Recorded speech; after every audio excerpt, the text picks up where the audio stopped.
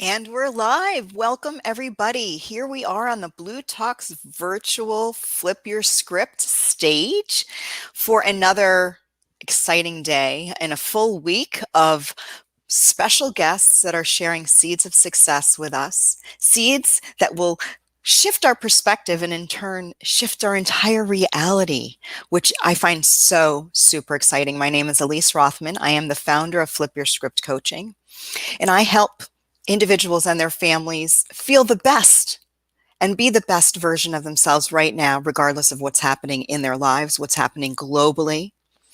And it's super exciting to recognize that one thought could actually shift our entire perspective, which in turn changes our entire reality. So this is the third virtual Flip Your Script experience. I'm super excited to be here. Corey's actually in a mastermind today, maybe even doing a vision board. We talked about that yesterday with Joanne Warner. We talked about creating a vision board and having a vision and being able to visualize not only where you are now, but where you would like to be and who you want to be in the star of your show right now. I am super excited. We have incredible guests today, and I have the honor of meeting Jewel Arnes and Erica Barth, I believe CEO and COO of Eternal Gold Skincare Products, which is really interesting because they talk about infusing frequency in their skincare products. I'm not sure what the topic is and how the conversation will end up unfolding because we never know here on the Flip Your Script stage. But I do want to talk a little bit about frequency. You know, this event is founded on how we flip our script, how we actually have an internal script that we might not even be conscious of. A lot of the script that we have are these belief patterns. I call them thought weeds or belief weeds that maybe get stuck in what I call the subconscious hard drive. We have these outdated files that no longer support an upgraded or an updated operating system in which we are ready to live. So frequency, our thoughts carry frequency. The words that we speak carry frequency. The relationship that we have to something, a concept. Oh, it's Aurora Light. Oh my goodness.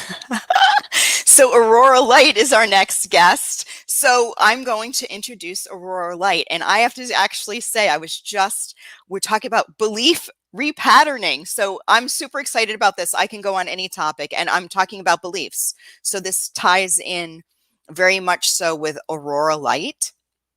And I believe that belief has everything to do with who we are, how we see the world, what our perspective is, and how we live in the reality that we're living in, regardless of what's happening. I call this pandemic the global plot twist, right? We are the star of our show, regardless of the scene that we are in. So I'm super excited to have a conversation with Aurora about beliefs and how this chronic way of thinking turns into a belief, which in turn really determines how we see ourselves, how we be ourselves, and how we show up in the world. So I'm going to actually let Corey bring Aurora on so we can have a conversation, and I can apologize to her for introducing another couple of special guests that will be on our show later on today. So Aurora, come on and let's have a conversation so I can learn more about you. Corey, that's your cue because you're hosting this event. So hey girl. Was I able to flip you back into our script in a good way? Absolutely. And surprise, it's me this morning. Oh my gosh. Can I just tell you, so I'm on your website. Is belief repatterning your website? Actually, I'm a belief repatterning practitioner, but the belief repatterning website would be from Suze Casey, who is my mentor in that. Oh, perfect. Well, I see you have a great profile up here, so I was able to get some information on you. I have to just tell you something. We have so much in common already. And I do have to say, this version of you, this sassy version of you, I'm digging, actually. It's a very different version than your biopic. Oh, Yes, interesting. I know. There's a different aura about you right now. I am very multidimensional. So, I think we all are. And I love playing with different facets of energy. And I was noticing with your introduction for yourself, we definitely have a lot in common, the same soul Hmm. mission. Absolutely. Can I ask you something? Is that your art behind you? Oh, I am in an art studio, a former art studio of a good friend of mine, Ian Sheldon, who paints stormscapes. And this is not really fully art. It's just where he would paint and he would, like, wipe off his paintbrush and everything. You should see the actual art. Well, that I'm digging that. I mean, you can see my background is, multicoloral, we can call it. But I love that abstract sort of color, whimsical to me. It Mm, feels whimsical. So it's a perfect background for you. Okay, I'm mm. going to let you actually do the justice of introducing yourself and sharing a bit more with our viewers on who you are, what you do, and how you help individuals recognize that they have everything that they need from the inside to be the creator of the life that they want to live. Mm. Thank you. That's exactly what it is that I do. And I have a whole lot of tools to do it. So, what I call myself is a joy alchemist and a Ooh. soul embodiment guide. I love turning shit into gold and then helping people really align with their soul energy and bring that into their bodies in a Mm, whole variety of ways. So, my companies that I founded were Dancing into Being first and foremost, but also Joy Evolution, and now the Radiant Evolution Collective.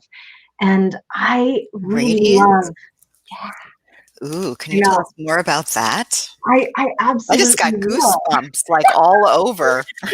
That's the newest project. So everything that I do is all about supporting visionary leaders who know that there is more to life than this and that they're here to make an impact, to really stop fearing their spiritual gifts that might be intuition, their energetic sensitivity, and all of the visionary dreams that they have, and really embracing those as superpowers. And I help people transform their limiting beliefs using techniques like belief repatterning and my own signature system of joyful alchemy and my superpower of finding the silver lining, and help Mhm. them align with their highest self. You know, that part of you that has a visionary perspective that's connected to the all that is, and then actually, here's the key, be courageous enough in enough trust to actually take aligned action from the guidance that that highest version of yourself is giving you. And I Wow. think that's the keys. It's totally the key. Okay, so I have a question for you. Corey's usually I'm usually like, where are you? Where's the art gallery? Like, I want to get to know you. Like, how'd you get to where you are? So I'm going to kind of embody Corey right now and ask you a Corey infused question, even though I do want to know where you are in the world right now. I'm in Edmonton, Alberta right now, Okay, in great. So Canada, Canada, if anyone in doesn't know where that Canada. Yes, no, I get a lot of Corey's guests that, are on the show are from Canada. I haven't been to that area, but that's East Coast, right? Nope, we are Mm, the closest major city that you'd know is Calgary, which is by the Rocky Mountains in Alberta, which is okay. more towards the west. West, okay. Because I'm a huge RVer. My fiance and I have been RVing for almost 2 years. We work on the road, and this global plot twist hasn't changed how we live our lives. And I've done Quebec and into Montreal, and then back into the Mm. States. So I don't think I've been to your area yet. I like that you said yet because it's amazing and gorgeous. And a lot of it's very similar to what you would get in Colorado, right? Same Mhm. Rocky Mountains. Lovely, lovely. I love it. I love it. Okay, so I hear what you're saying, and I know that your target, client would be somebody who already recognizes that they have this within and are a little bit like uncertain as to whether to trust their gut or not, because usually it sits in the gut and it comes up over and over again as a reminder. I mean, at least for me, it does. Like hello, and it'll get louder and louder. But how do you help somebody recognize that they might have these gifts and help them trust that this bizarre knowing that might not have a face or a voice or anything tangible is really there? Mm. One Big of question, I the know. You yeah, can break no, it down. no, that's great. So when I'm working one-on-one with people, it does tend to be people that have been working in the spiritual realm for quite some time. So they're not just developing these gifts. I like to help people supersize them. But for Okay. Oh, I like that. Super side. anyone at all, we all have an amazing intuition. It can come from our gut, it can come from our heart, it can come from our higher self. It doesn't matter how you're feeling it or where it is in your body. We all sense those things in different ways. But Mhm. we've all had the experience where we have felt, thought, or known that we should do something, and then we don't do it. And then you have that moment where you're like, oh, why didn't I listen to my guidance? I think every single person on earth has had that before. Or maybe you were like, don't do that, and you did it anyway. And then you're like, I should have listened to We myself. can make a list of those. I see the gems in those though. I see like, if a client comes to me and says, well, I don't know why I keep doing this over and over again, or why does this keep showing up, right? I'm sure you have this Mhm. experience too with clients. Yeah. And it's like, well, I mean, it might not be what you want, but being aware that you're a master creator, you just happen to be creating something that isn't really resonating with who you want to be right now. So how can we flip that? And then now, because you're already creating, right? Mhm. Like we're all creators, but what are we creating, right? And how are we creating?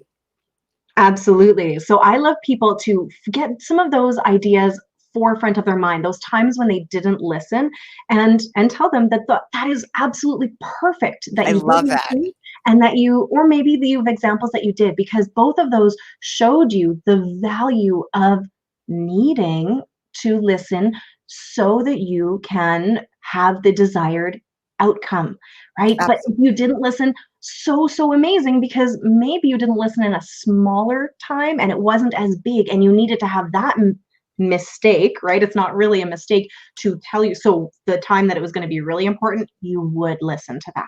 And we can build on that. And that's where I come in, is really building on people's innate gifts that they already have. Oh, I love that. I so love it. So let me ask you a personal question. So when was it that you recognized this gift that you have to be able, right? Because we all recognize something, we all have an experience. Well, I mean, all those of us who are in the industry of helping people recognize how Mhm. freaking amazing they are, right? They're already freaking amazing. You're just out of alignment with how freaking awesome you are. Okay. So let's help you get back into alignment and reconnected with that version of yourself. Because that's why it feels so, excuse my language, shitty for some people. The shittier you feel, the more amazing you are, and just the more disconnected you are. That's how I see it. There's nothing to fix. You just need to like get back there, right? You took a detour, Yeah. so to speak. So when did you realize, like, was it something you always knew, you kind of were born knowing and just trusted it because you're just like one of those, like amazing beings that are like, I got this, like I've already been here before and now I'm coming back and game on? Or was there something that actually occurred in your life I that was gifted with more remembering than a lot of people, because I was here to be a leader and to be able to help people remember what I innately remembered. But there was a time, very distinctly, when I was 8 years old, that I had a voice that was, it felt like an external voice. Normally, I get my messages, or at that time internally, I would just know things, but it said, "You're here to be a spiritual teacher." And at the time, though, my ego was already trying to protect me, and I went, "Oh no, me? What? Me?" I've been there. I still think my 8-year-old's in there. Sometimes she comes up, I'm like, wait a second, girl, we've already had this conversation like over and over again. So just go with it. So Mhm, so you have this 8-year-old version of you questioning, and mhm. then what? Like, how did she own it? It was a journey, as all things are. I assumed I was gonna be a teacher in a post-secondary sort of situation, because that's all my imagination could dream of. That was the ideal, was to be a professor. And then when I was in university, I realized the ivory towers were far more close-minded than what I would like to experience. And then I just had the universe bump me around into a variety of different I love circumstances that. and learnings. Bump me And around. yeah, and they were all leading me into where I really was going to go. So I really stepped into the first version of me being a helper, being a teacher, after I broke my ankle and I couldn't dance. Interesting. Yeah, I was 27 and it was driving me crazy that I couldn't dance because it was such an important part of my expression and my life. And I've always said the way I worship the universe. And then I realized I needed to shift my ideas of what I was wanting to do with healing and teaching and actually bring that in. So I decided to become a professional dance teacher at the age of 27 with no prior professional dance experience. And so that was a journey of creating dancing into being. And I did conscious dance, and then I fell in love with hula hoop actually as well. Oh, And I it love started. that. I'm always fascinated. Can you do all the thing and then twist it like, Yeah. ooh, I love it. Do you have a hula hoop with you? Can you show us? I don't have enough space, and Space. one is really far away. Um, and I absolutely loved it. And for 7 years, I created my dream business and job where I was teaching kids and adults how to hula hoop and how to develop that alignment, body, mind, and soul, and mastery through practice, through the mindset, through all of that. And then this is the part that switched things into what I'm doing now. Last summer solstice, I had a download, and this was again very clearly from my highest self and spirit, whatever it was, saying it's time. You know, that global platform that you always knew that you would need to step into to be a teacher, a spiritual teacher. They're like, it's time. You need to rebrand everything, stop working in schools with kids, start focusing on adults, and be able to hold space for this massive awakening that is Mhm. going on and that is going to happen. So I spent the next 9 months learning how to bring my business from in person to online, rebranding, figuring out exactly how to take this huge mission with all of these things that I want to do into something that I could explain and share with the world. And I was ready to retire from teaching as an artist in residence. And I had 20 days left when COVID shut everything down. Isn't it? I love it. I'm like, okay, thank you. Just put it Yeah. out there and however it shows up, it's going to show up. And you're like, I didn't even have to do anything. Well, I Like, did a lot of work I actually. mean, I'm just saying, like, the pivot, our pivot happens, right? This Yes. global plot twist created an opportunity for so many. I feel like there was a global consciousness. Well, I know that there's a global consciousness, but this Mhm. whole, I mean, we have a political environment right now that's a little bit, wonky or like, bringing up some stuff in individuals that are probably already in there. I call it like, if you if your cup get knocketh over, what is coming out of the cup? If there's beer in the cup, beer's coming out. If there's wine, the wine will come out. So if you're angry and frustrated and resentful and whatever, if something's going to happen outside of you, whatever's coming up's already been in there. So just like take a step back and go, wow, really? I had all that up in here, and start doing a little internal, inventory of what, and do I really want that in my cup? Mhm. So this global plot twist created this platform for the direction that you were already sort of like consciously going. I was very aware when this shut down that it just accelerated what my plan was anyway. And my plan had been to move everything online. So I was already prepared. I worked actually really hard to get it all set up because I felt this and I almost got a little burnt out. But I was driven. It felt urgent to get everything ready. And now I understand why. And now my work is teaching people to listen to those downloads, those intuitions, even when they don't make sense, because eventually you're going to find out why. We do have a lot in common. I love working with individuals and families. I like the whole family unit because I love working with kids, these little Mhm. beings who have an opportunity to be seeded. I call them mind seeds, with all these mind seeds that they already have, and to grow into these incredible well-beings, right? That flourish and blossom, because I believe that's how I'm ready to change the world one well-being at a time. So when you start Mm. with a family unit, right? The parents and the children. And I never work with a family together. It's just every individual, because it's really, we're all just showing up as individuals, and how we interact together Mhm. is dependent on how we're perceiving and seeing who we are as we show up and recognizing our value in that. And then Mhm. how the family then, as these little well-beings and big well-beings, interact together, right? Because then you have a family unit that's sustainable and healthy. So in saying all of that, when you work with these individuals, do you, so you're encouraging them to already activate and connect to something that they already know is there. Mhm. And coming into alignment with that, when you see that Mhm. happen with your clients, what happens, like that interaction? I know for me, I get excited. I can see the physical shift in my client's face. I'm like, you need to go look in the mirror right now, because the energy shifts. I was at another event and we were talking about the butterfly effect, Mhm. right? Vibration and frequency, and that connection, right? So that shift is not only, you're not only helping your client, but you're helping the world Mhm. through that client, because now that energy frequency has shifted.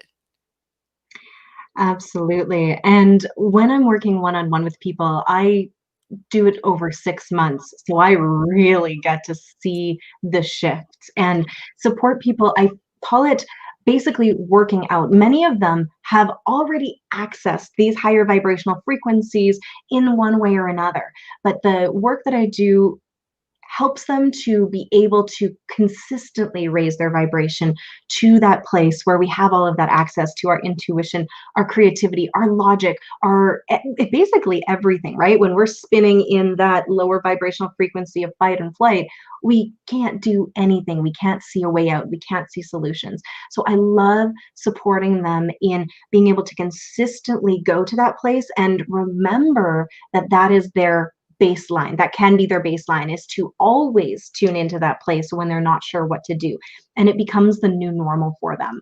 And I have witnessed both like energetically people going from feeling just so cramped and small and like their body is too tight and restrictive Hmm. into feeling like this most magnificent expression of the all that is, where they are suddenly open and a creator being in their body, where they're embodying that divinity. And I've seen miracles happen in people's lives. I've seen their businesses skyrocket. I've seen their confidence come through. I've seen their inner child start to be expressed and dance and play, being taken care of by their soul energy. It's amazing. It's the best job in the world. I know. It's like for me, I'm always like, okay, so I'm really in this for myself. And you're not really supposed to admit that, like in the work that we're here to serve and to help. And I am. I mean, totally, I'm there and available. But really, I recognize the value of being part of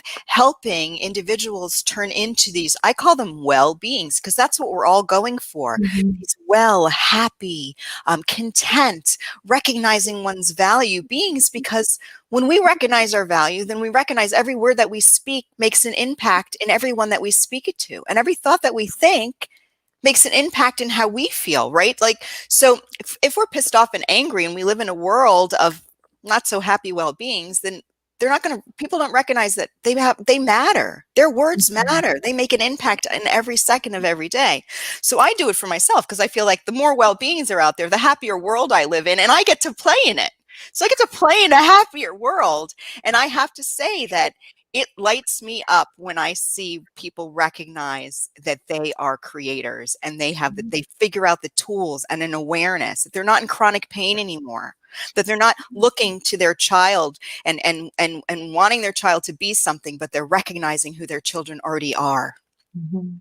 There's a freedom in that. And I feel like I get to benefit. I get to witness these miracles. Do you ever feel that way? Like, Yes, come I on, love it. bring This on more miracles. more of them because it is just it's the best, but also it's not selfish even if you're doing it for yourself, because there's really, when you really get I down know. to it, there's only one of us here, Yeah, and we're we're all all the just same. these reflections of each other. And so you're helping yourself out when you're helping out someone else, and we're not in a place now where it's us versus them, right? We are elevating our consciousness in a way that's not leaving anyone behind unless they choose to stay where they are.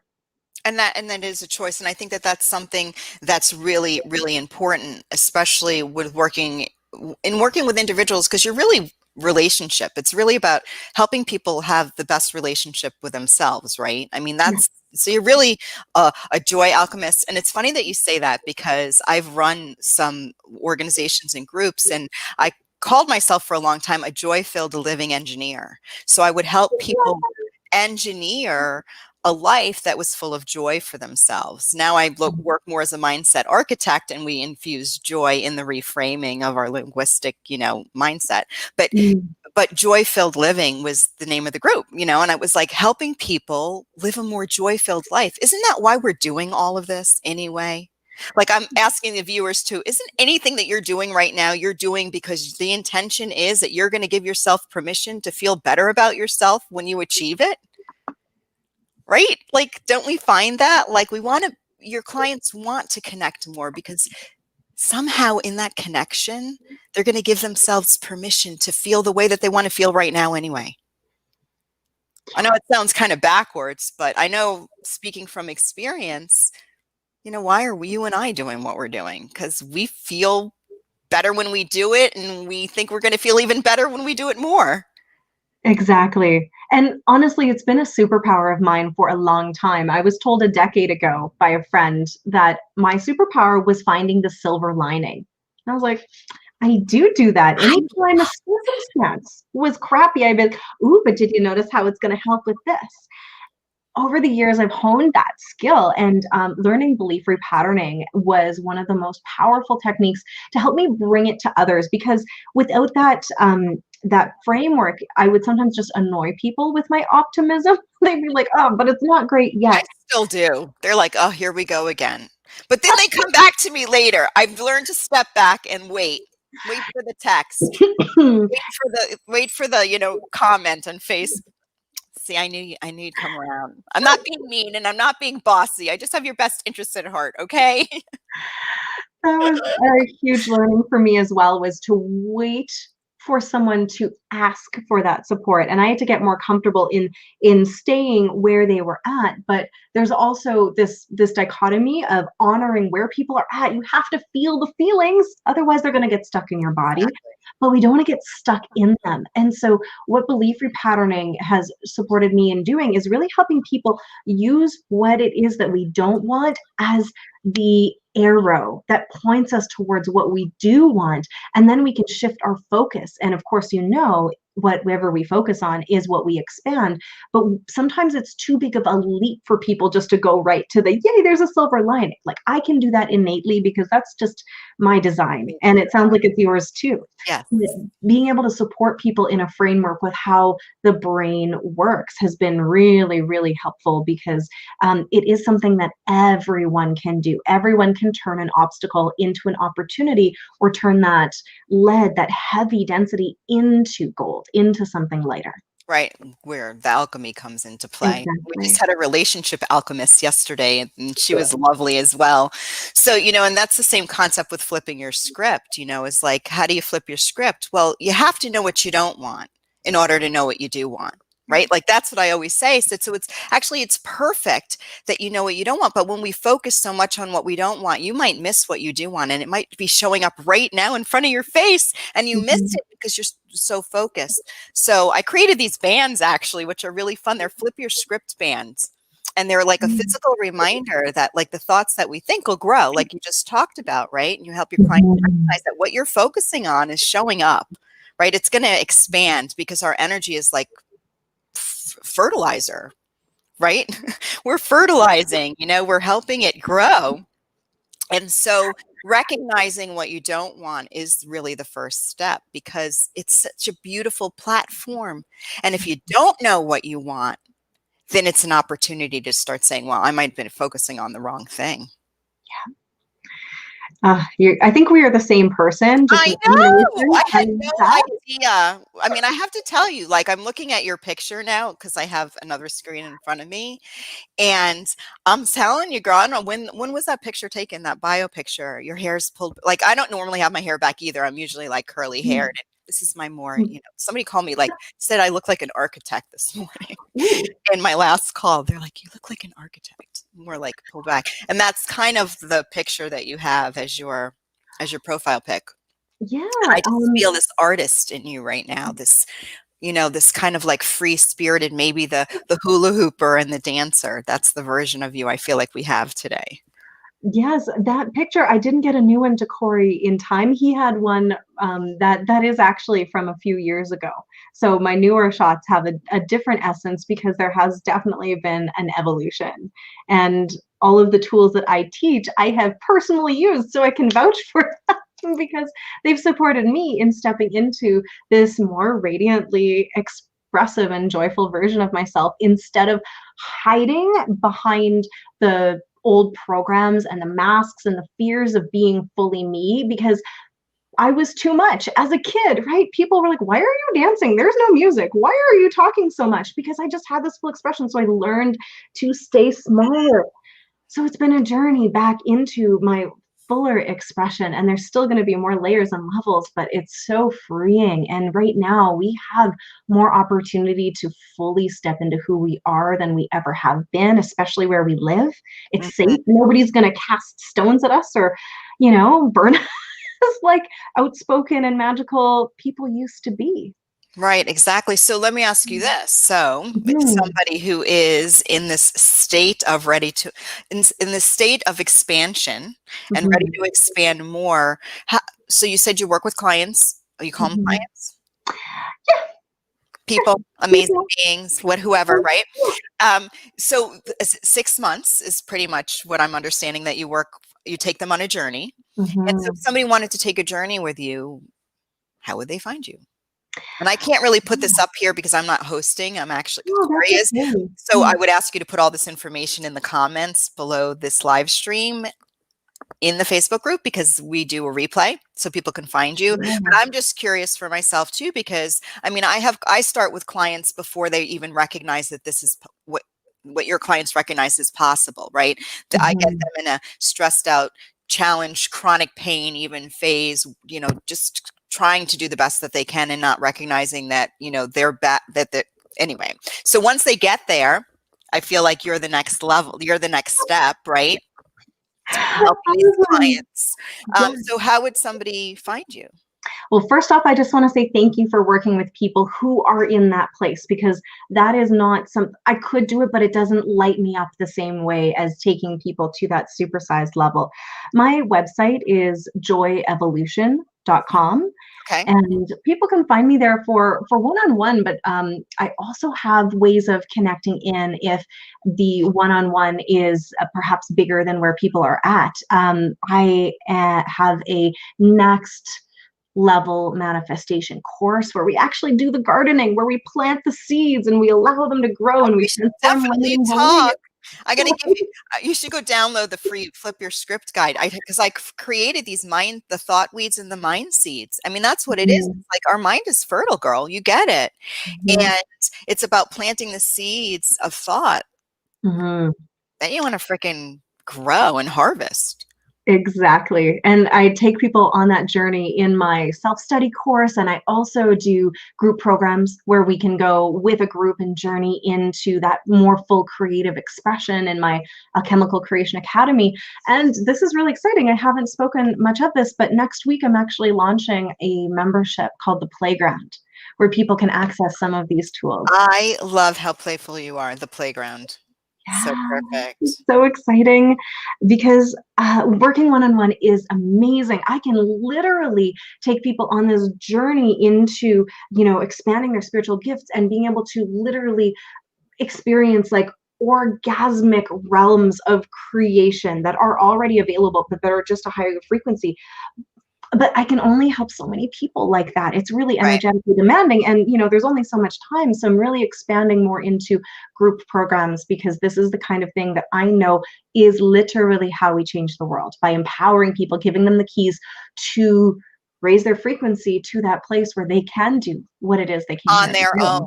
I'm a On their huge own. advocate for Yeah, facilitating, like, exactly. here are the tools, here are the seeds that you can plant, here's how you can plant them. Now go garden your life. Go grow the life you love and love yourself in. Like I'm like, I'm here for you, but you don't rely on me because I don't know the answers. I can give you the tools. And really it's connecting to this universal law of attraction. Honestly, that those are the keys. Like when somebody understands it, yeah, I can understand that there's a law, but if I don't know how to activate it, it's really frustrating. Mhm. Like super frustrating. So I love what you do and what you're offering, and I'm excited to stay connected. I will tell you, in the midst of this global plot twist, my fiance and I just bought this incredible bespoke one-of-a-kind motel on the Wiki Wachee, which is a spring-fed area full of manatees, and it's gorgeous. And we're going to create a retreat space for very small, unique retreats for individuals. So I'm going to let you know, because I see it as creating a playground. And we want to create a playground for individuals who are already inspiring to bring groups of people to come and play. This is a personal experience type retreat. And you can teach and talk and plant seeds on the way, but interactions and personal experiences are really what creates the change. Don't you find that? Like, I can sit and chit chat with you and coach all day long, but take this information and go experiment in the world. That kind of a thing. So I adore you just from meeting you in this moment. I feel so grateful. And Corey is amazing. I always tell him, Corey's like this amazing person magnet. I know. Don't you find like everybody Corey knows is freaking awesome? It is amazing how many people that he has brought into his realm, with all credit to you, Corey, because it just means that your vibration is so magnetic that it brings in these people of this amazing caliber. Exactly. Okay, so I'm going to ask the question that I ask all of my beautiful, special, Mm. wise guests. And I talk about mind seeds. And mind seeds are a little bit different than affirmations, and even a little bit different than an intention. They Mhm. are neutral. Okay, so a Mhm. mind seed is a neutral intention. Okay, so it's an intention neutralized, because sometimes we'll have an intention and we want it, but in the back of our minds it's like, I don't know how, it's never going to happen. Like we all have that voice. And even Mhm. affirmation, sometimes it's really hard to force yourself to believe something, and then the frequency gets muffled and it's like a radio station, you're in between two stations. So a mind seed is really a frequency that helps somebody connect to what I call the source of everything. Mhm. So if you were to help us with a mind seed, some sort of an intention or a perspective shift that somebody could plant as a seed of thought in their life starting right now, what type of mind seed would you share? What's something that you would share with us today that we can kind of plant and grow into something amazing in our own lives? It's a big question, maybe, but I'm sure you got plenty of them. You're starting a playground. You got to have something in that playground, right? Absolutely. Well, first I'll share, you will love belief repatterning because it's exactly that, with affirmations being too big sometimes and our mind doesn't believe them. So we work with people through the 7 steps of first forgiving ourselves for the belief that we can't have this, That was right? the biggest shift in my life, was when I had a tapping rant, because I'm an Yeah. emotional freedom technique practitioner at the root. That's my release. It's my dental floss for emotional plaque with my clients. And forgiving myself was the biggest release. Forgiving myself for not being who I expected somebody else to be for me, for not Mhm. recognizing my true unconditional value and expecting my mom to, or a partner to, or somebody else to. And I wasn't even doing it myself. And forgiving myself for that was like the biggest, I was set free. Mhm. Like that's huge. Self-forgiveness for not Yes. knowing what you don't know. Absolutely, and we don't forgive the feelings. You're allowed to have the feelings, but the beliefs that are limiting us and Right. holding us back, and they're a perception that is not necessarily based in reality. So the mind seed that is really coming through to me is for everyone to give themselves permission to be open to the possibility that there is a part of yourself that is a visionary that you can tap into. And when you do, and you listen and take aligned action, things will unfold with so much more grace and ease. Oh my God, you are me, and I am you. I use grace and ease all the time. I'm like, it's easy and effortless. Like that. If I had a tagline, it would be easy and effortless with grace and ease. And I have a 9-year-old client who I adore, and I always ask all my clients really to come up with their own mind seeds. So I help them create these new. And I always remember my little 9-year-old in one of them, and he was like, "I love when my life is easy peasy lemon squeezy." It really does get to be easy when we're not spinning in that fight or flight. When we are in that place, then everything is hard because you're just trying to survive.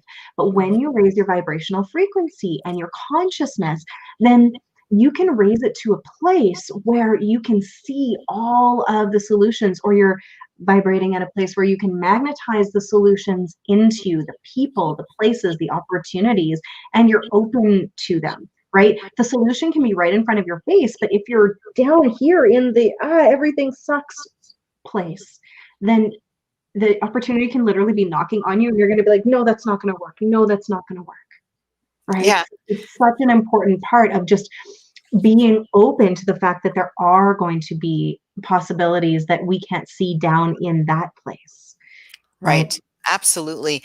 I was talking about this yesterday with Corey. I told this quick story is that I had my biggest moment of being okay. And I was so stuck on what I thought okay was supposed to look like. I almost missed the fact that I was okay. I was like more okay than I'd ever been. But because it didn't look like I thought was supposed to look like, until a girlfriend of mine like said, like, listen, this, and this. I'm like, oh my God. I'm okay. Like I'm like more than okay. So it was kind of exciting to recognize. And one of the things that I often share is that the miracle is the ability to recognize the miracle. It's not even the miracle itself, Mm-hmm. because miracles are everywhere. But when we tap into this power of, or this ability to recognize the actual miracle and get excited about it, that's the miracle. Yep, absolutely. And that is the thing. Everything is this opportunity, especially right now in this global situation that we are in, this pivot. It is the biggest opportunity that we have had in this lifetime to make huge shifts and changes. So I don't know if you were like me, but when it happened, I was ready because I had been listening to my guidance, but I felt like this is it. This is the time I've been training for lifetimes. And many other people that I know felt that too, because this is the catalyst, right? Humans need catalysts to create shifts and changes. And this is that dark night of the soul for humanity, to really take a good look at what's working and what's not working. And then again, use that to point us to what we want. So I really just, if people take anything away from our conversation, which has been so amazing, it's let's focus on what it is that we want. So instead of focusing on, the virus, focusing on the political problems, what are the solutions? What is it that we do want? People aren't Oh my talking God. about health. People aren't talking about vitality. People aren't talking about the things that we actually want to expand. And that's the only way that we can actually move towards them.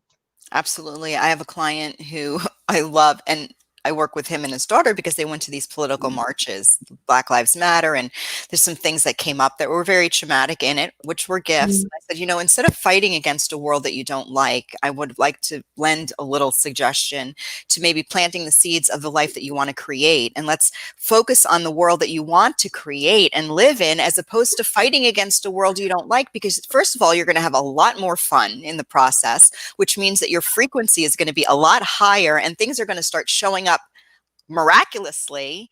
And the results are going to be so much more aligned with where you want to be and how you want to live. And I think that that's the key, is recognizing that who am I in relationship to what's happening in the world that I really had a hand in creating right now? Mhm. And I have a eyes on your own paper, where am I spending my energy, make some pretty clear choices, like a 3-step process. And one of the first thing is get your eyes on your own paper. And one of the clients that I've had, he's a quadriplegic, and I told the story yesterday, and he landed in the chair after his 2500th jump. He was celebrating becoming a chiropractor. and it landed him in the chair as a quadriplegic. And we're coaching and we're talking together. And he said, I just want to let you know something, that what I'm truly struggling with has nothing to do with me being in this chair right now.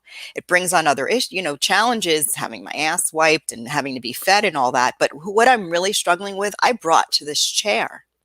And so this is a global plot twist right now, but I promise everyone listening and everyone who will be listening that right now, what you're challenged with has nothing to do with whether you need to wear a mask or not, whether the pandemic is the fear between your ears or something that's in your life. What you're truly struggling with, I promise you brought to this chair. Mhm.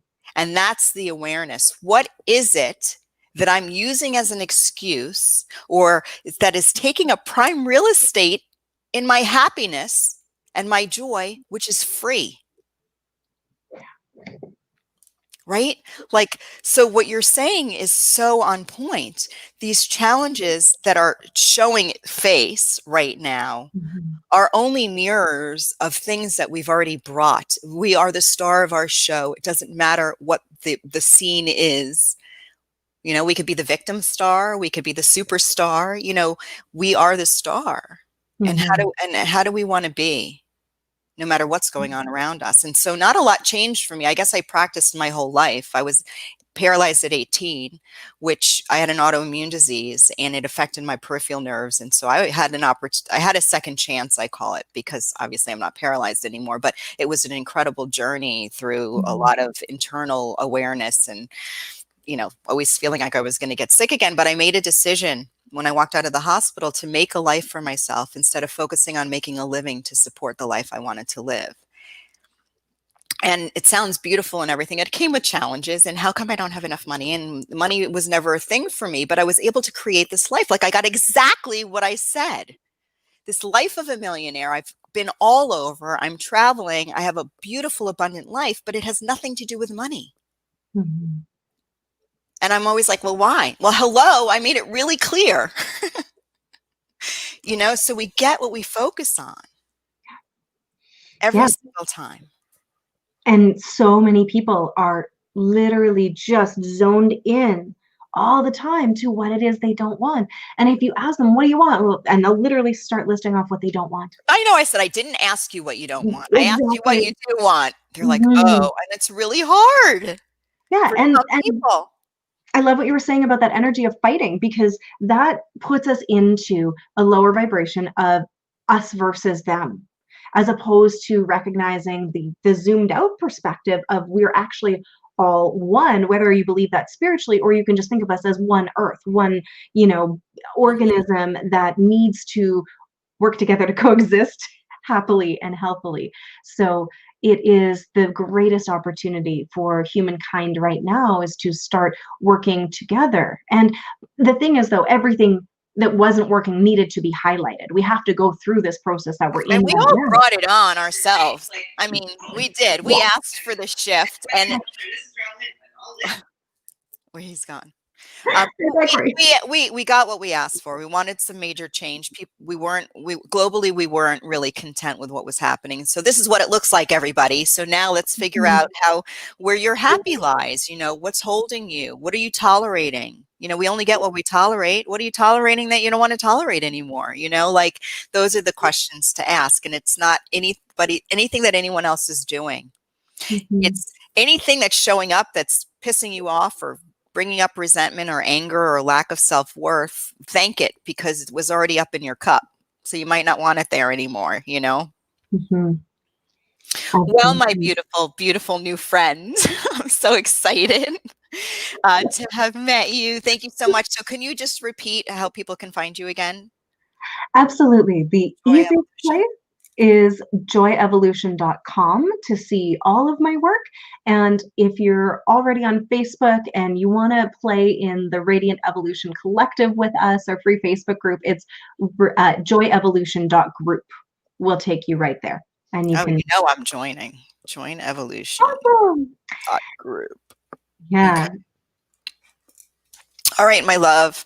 I thank you so much for spending your precious energy and all of your wisdom with us because I know there's so many choices. So I feel blessed that you chose to come with us today on this mini journey. And thank you for sharing all of your wisdom and light. You're really, really bright light. And I can see a shift. I see a huge shift. I didn't know you before, but I'm digging the version of you now. So you grow, girl. Thank You you so grow. much. It's so amazing to meet you, and I can't wait to connect further. This has been just so delightful, and I am feeling so uplifted and optimistic, even more so about the world because people like you, and I'm sure so many people that are watching, are doing this work now. It's Yeah. happening. Just that's the last word that I need to have. We are doing it, even though it looks like there's so much chaos out there. If you look to what is actually happening, people are making the shifts and changes that are going to bring us to a really beautiful place. Absolutely, because your perspective is always your reality. So, what are you focusing on, right? You could shift it in a second. You could flip it even. All right, my love, I adore you. I think Corey is on in the background, and I know Yeah. that we have to get moving. I could just chit chat all day. So, thank you so much. Have a wonderful rest of your week. We will stay connected. I'll connect with you. You connect with me, and see how we can grow together. Play a little in that Amazing. playground. I'm in. I'm always up for a playground. Awesome. All right. Have a beautiful day. You too. Thank you so much. Bye, Corey. Hello. Well, hi. You must be Erica now.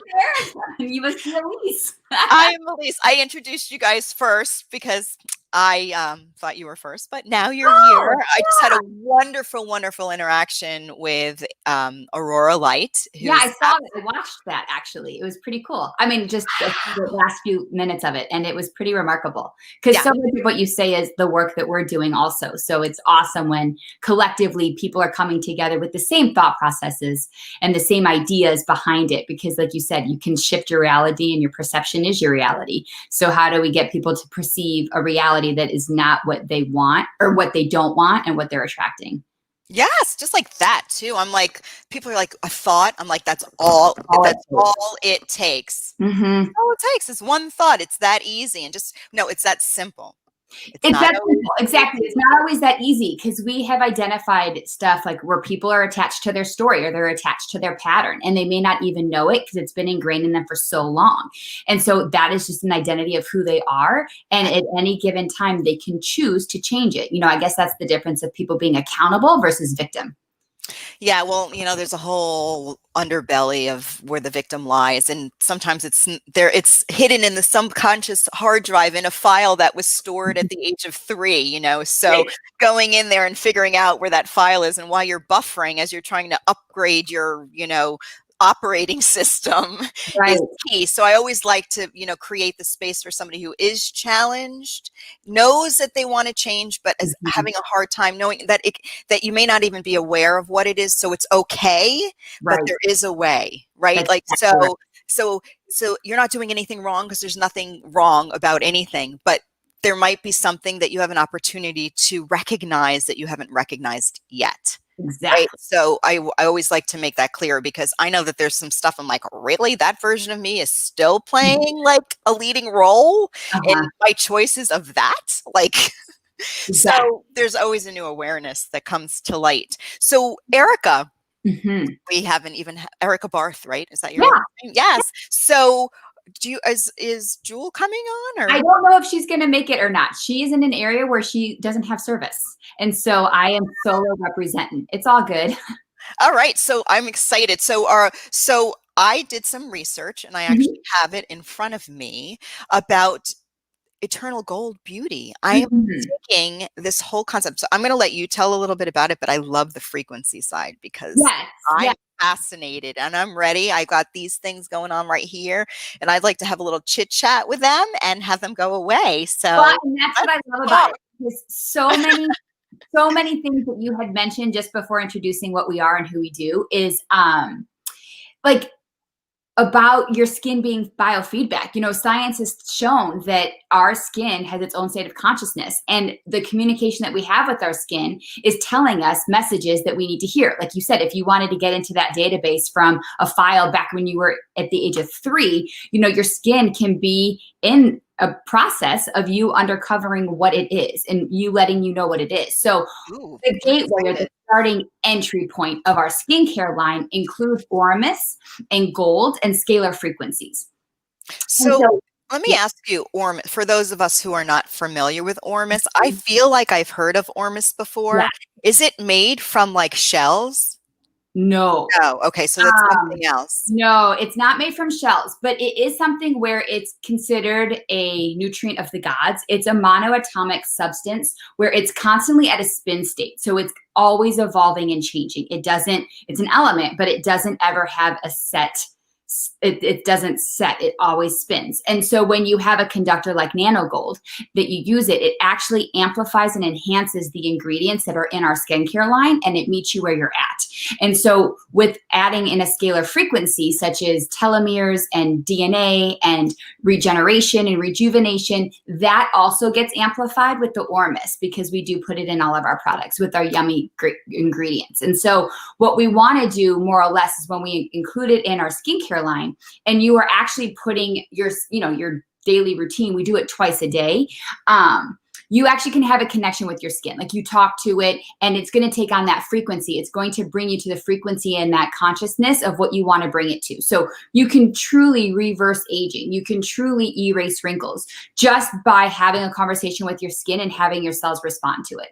Because I totally believe that, because and I had more, and that they're going away, but I know that when I changed my relationship to like certain things in my face, it got more profound, and I was like, I'm so sorry, like and it happens with my body, I noticed in my body. I mean, that's about healing. It's self-healing. I mean, I help my clients self-heal all the time by recognizing and being more aware and shifting how they're having conversations with themselves and every cell in their body. But I just never really tied it into like skincare stuff. Like, I know that what we put on our skin, like if we could eat it, I make a product line called Yum Body Oil. It's made from, fractionated coconut oil and edible essence. And so it's more for the bedroom, because anyway, long story.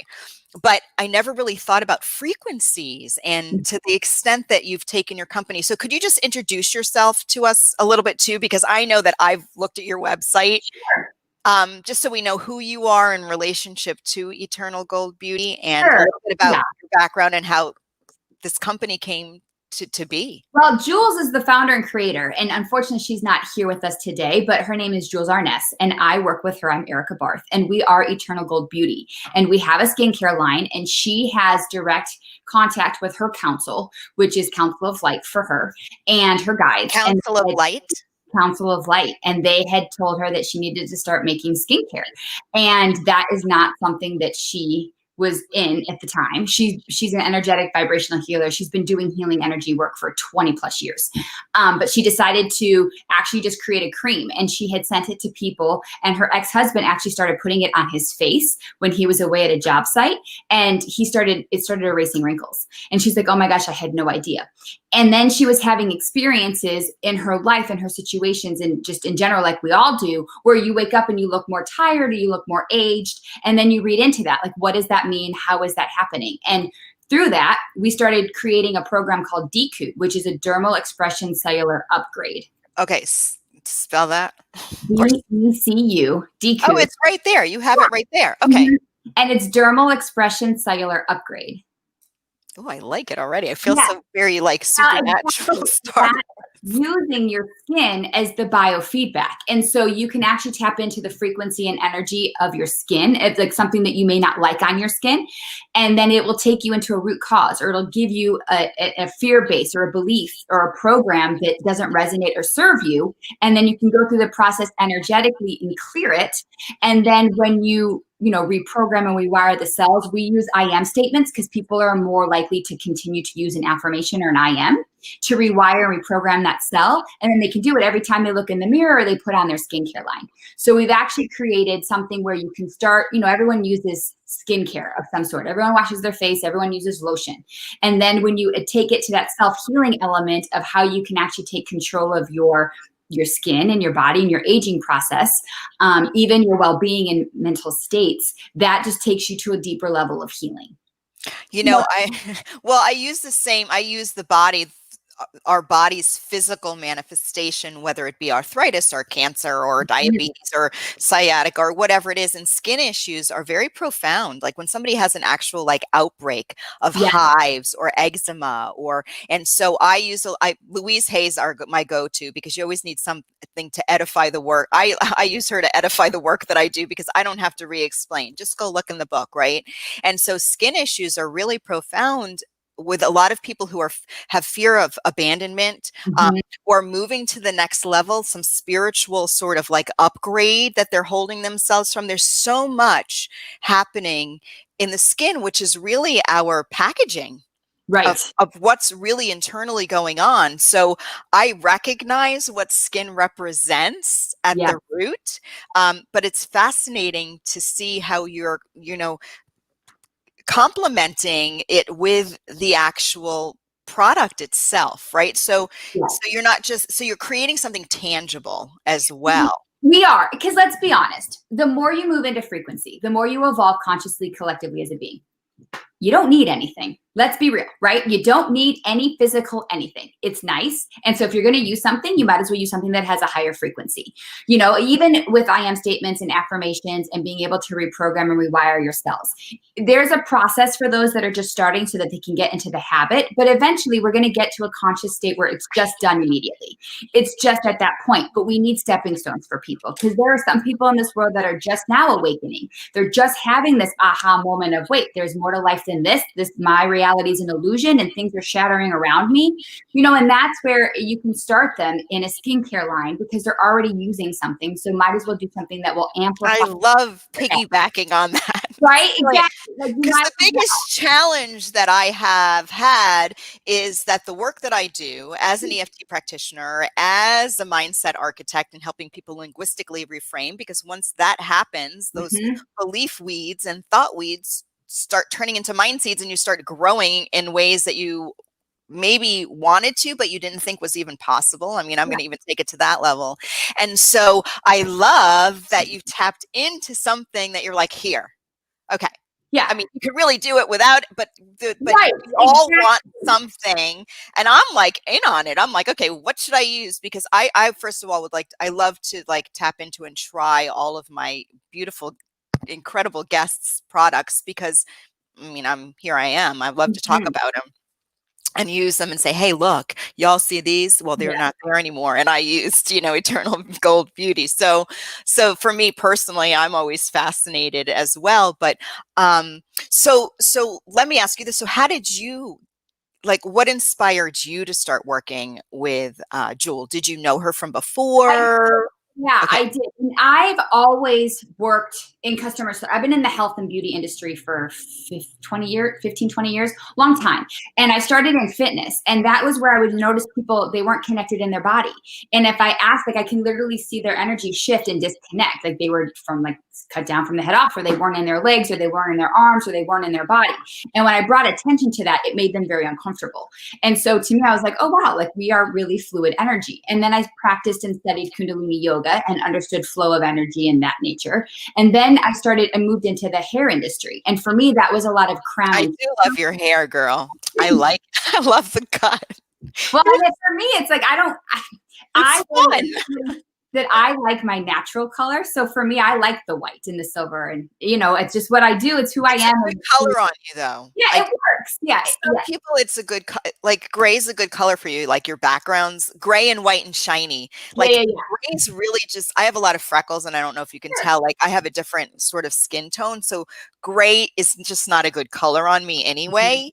It just washes me out. So I don't even wear gray. You know what I mean? I don't have a lot of gray in my life unless it's like toasted poppy dark gray. Yeah. So I've still, I don't. I don't shine in gray right now. I could. and I've actually had to transition into it. So like for me, I literally woke up at 26 with a white streak. I have one too, right? Like it was just, And so I was like, right okay. here. Normally this is just white and and like really bright gray. Yeah. And I never colored it. Even at 26, I was like, I'm okay. I kind of like it. And then as my hair has progressed, it just gets brighter and people comment on it. And so I was a cosmetologist. And so a lot of people would be like, oh my gosh, I love your hair color. Who does it? What formula? I'm like, it's Mother Nature. And so it was one of those things where I just kind of owned it and I like it and it's fine. Yeah, but it's like a dark gray. I like it. It looks highlighted actually. It does look highlighted, exactly. It's like perfectly placed. And so I thank Mother Nature for perfectly placing it. Yeah. But what I noticed when people would sit in my chair, they would come in and they have a hard time looking at themselves. They didn't want to look at themselves. And if they did, it was constant criticism. They would just be their own harshest critic. And what they would see is not what I saw, not at all. And so even when I would finish their hair and have them all beautiful and beautified, they still would make a comment, oh, I should have worn makeup or I should put on lipstick. Like they still couldn't embrace the beauty of them and the light of them. And so seeing that there was a disconnect in that, I'm like, well, there's got to be a way to change that because we're programmed to think like that. That's not who we are. That's not who our beings are. So we need to break those programmings, break those belief systems. And if they don't serve us, how do we get people more aware of it so that they can just work on it? Because it's not every day that you're going to look at yourself in the mirror and say, oh my gosh, I love you, but you should. And even during times where you're coming through, people call the shadow work, right? Like the denser belief systems and programs that you've taken on, not even be yours. And so just bringing awareness to that and really learning how to reprogram that and going to the root cause of it, because it's always something a little bit deeper. And it may not even be yours. It could be something from ancestry. It could be something from, childbirth. You just don't know. And so we are in that place now where people are working on self-healing. Like before in the Piscean age, when we were all going outside of us to get information, in this Aquarian age, we're asked to go in. We're asked to reflect inward and to do the healing from within and to do the work from within. We all have the power to heal ourselves, and it's somewhere collectively we gave that power up, and now it's time to bring back the power within because we're girl, absolutely. Right? Yes. And so sometimes, more often than not, people need or people like to have results. People want to see that their work is done. And it works. And so what better way to do it than to pick a spot on your face and then watch it dissipate, watch it dissolve, watch it go away. That will give you that oomph that you need to continue your self-healing and to continue on your ascension process. Absolutely. And I have to, and I say this often, that I love chronic pain, even though is a sweet spot for me. So working with individuals who have chronic pain, because people know when they're in pain and they know when they're not. Right. It's a more tangible process than somebody who's dealing with emotional pain, which it's all emotional anyway, but it's already manifested to physical. So if you have a pain in your neck that's a 10 and now the pain is a 2 or it's gone away, you can say, oh my gosh, I can feel the difference. Whereas if you have a thought that keeps coming up and you might feel it in your gut, in your chest, in your throat, or in your head, and you give it a number, you can feel the relief, but it's almost not as believable. Kind of as like chronic pain, so chronic pain clients for me are like, okay, it's more inspiring for somebody. I mean, they always are attached to the version of who they are. And who would I be if I wasn't in chronic pain? I ever asked somebody, who would I be if I didn't have my, crow's feet or whatever? Like, people don't know what version of you would you be? Like, how would you even feel about yourself then? Like, that's a really good question to ask, because if you don't know how you would feel, it's really hard to get there. It is really hard to get there. And a lot of times, you don't know where you're going. If you don't have a GPS and you don't know what to put in, you're not going anywhere. Yeah, exactly. And you and Aurora had talked before I jumped on about, you ask somebody what they want and they rattle off everything they don't want.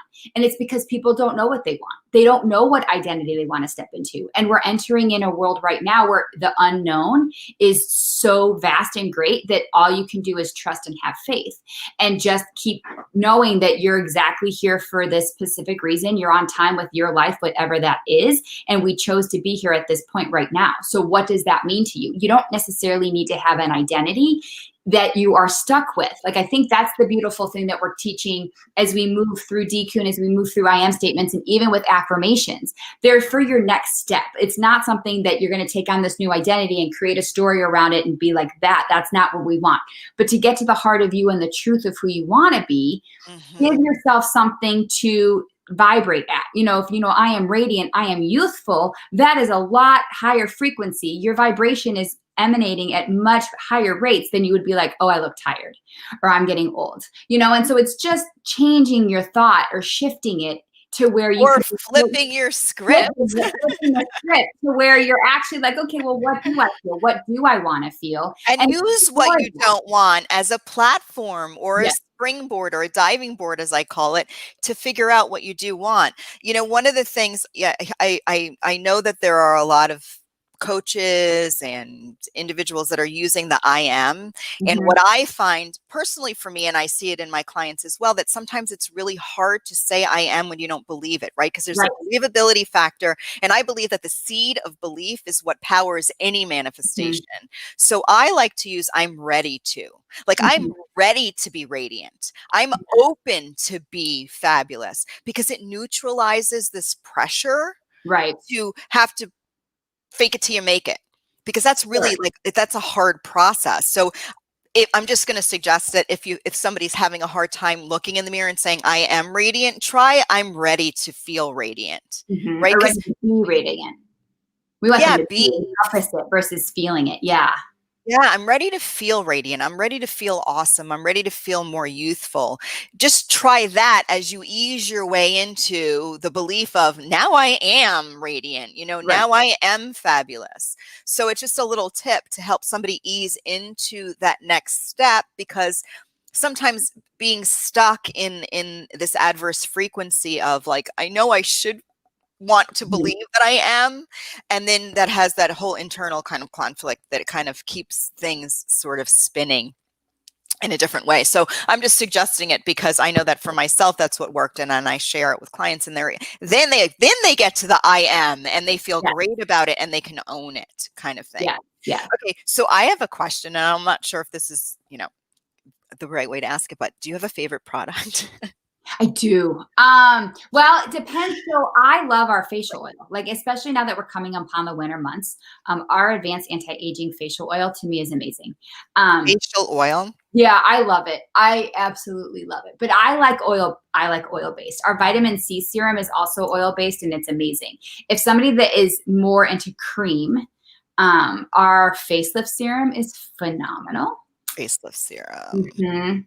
But like the one go-to, like if anybody wants to try something. Yeah, that's a better question. What's the one thing that you would suggest that they try if they were just going to try one thing? The one thing that I like that's my favorite that you can do at any time that everyone uses is the advanced anti-aging toning mist. It's my favorite. Toning mist. Yeah, because you can take it with you wherever, and if you need to reset at any moment, you can just do a little spritz of a toning mist, and then your frequency resets, everything just kind of resets. So for me, I think it's awesome because I use it multiple times a day, and it is like a drink of water for your face. So it depends. Well, your skin looks fabulous, and you look awake and alive and energetic. I love that. Yeah, so I want what you're doing. Yeah, and I do toner a lot because I have two littles. And I'm in my mid 40s and COVID, so everyone's home. And so it's like, okay, here we are. And so we're just kind of like, this is what happens and this is what we do. So I use toning mist a lot for sanity and just to raise my frequency if I feel like it's dropping. So for me, that's just like a reset. Okay. So now the frequencies that are infused in the products, are they like standard frequencies, or does the frequency change depending on who uses it?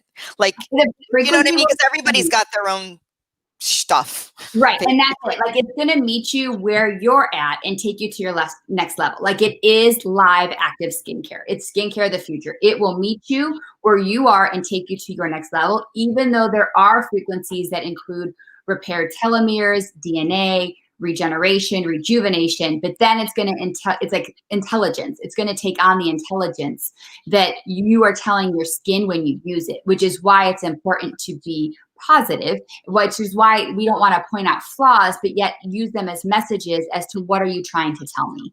And I think that's the best part of the skincare line, is that it's actually a relationship. So if I want to get, I got the message. And it's old and outdated, so it's already there. Like, I recognize it's not the now version, it's before. And I lived in Florida in the sun, and I needed glasses and I didn't get them. And I mean, there's a whole bunch of story. But so what would somebody who maybe has this, who I am working on internally taking supplements, having nice conversations in the mirror, and I use a high frequency pH balanced water mist. And, you know, I do different things. I'm avoiding Botox. Right. But I'm at the next step, because it's not, everything that I do is really like an internal healing. I very rarely do anything other than that. So what would you recommend in your product line for, you know, this right there that I see? For you, I would do the advanced anti-aging youthening serum, the 24 karat. 24 karat. Okay. I think I saw that online. I'm going to try it.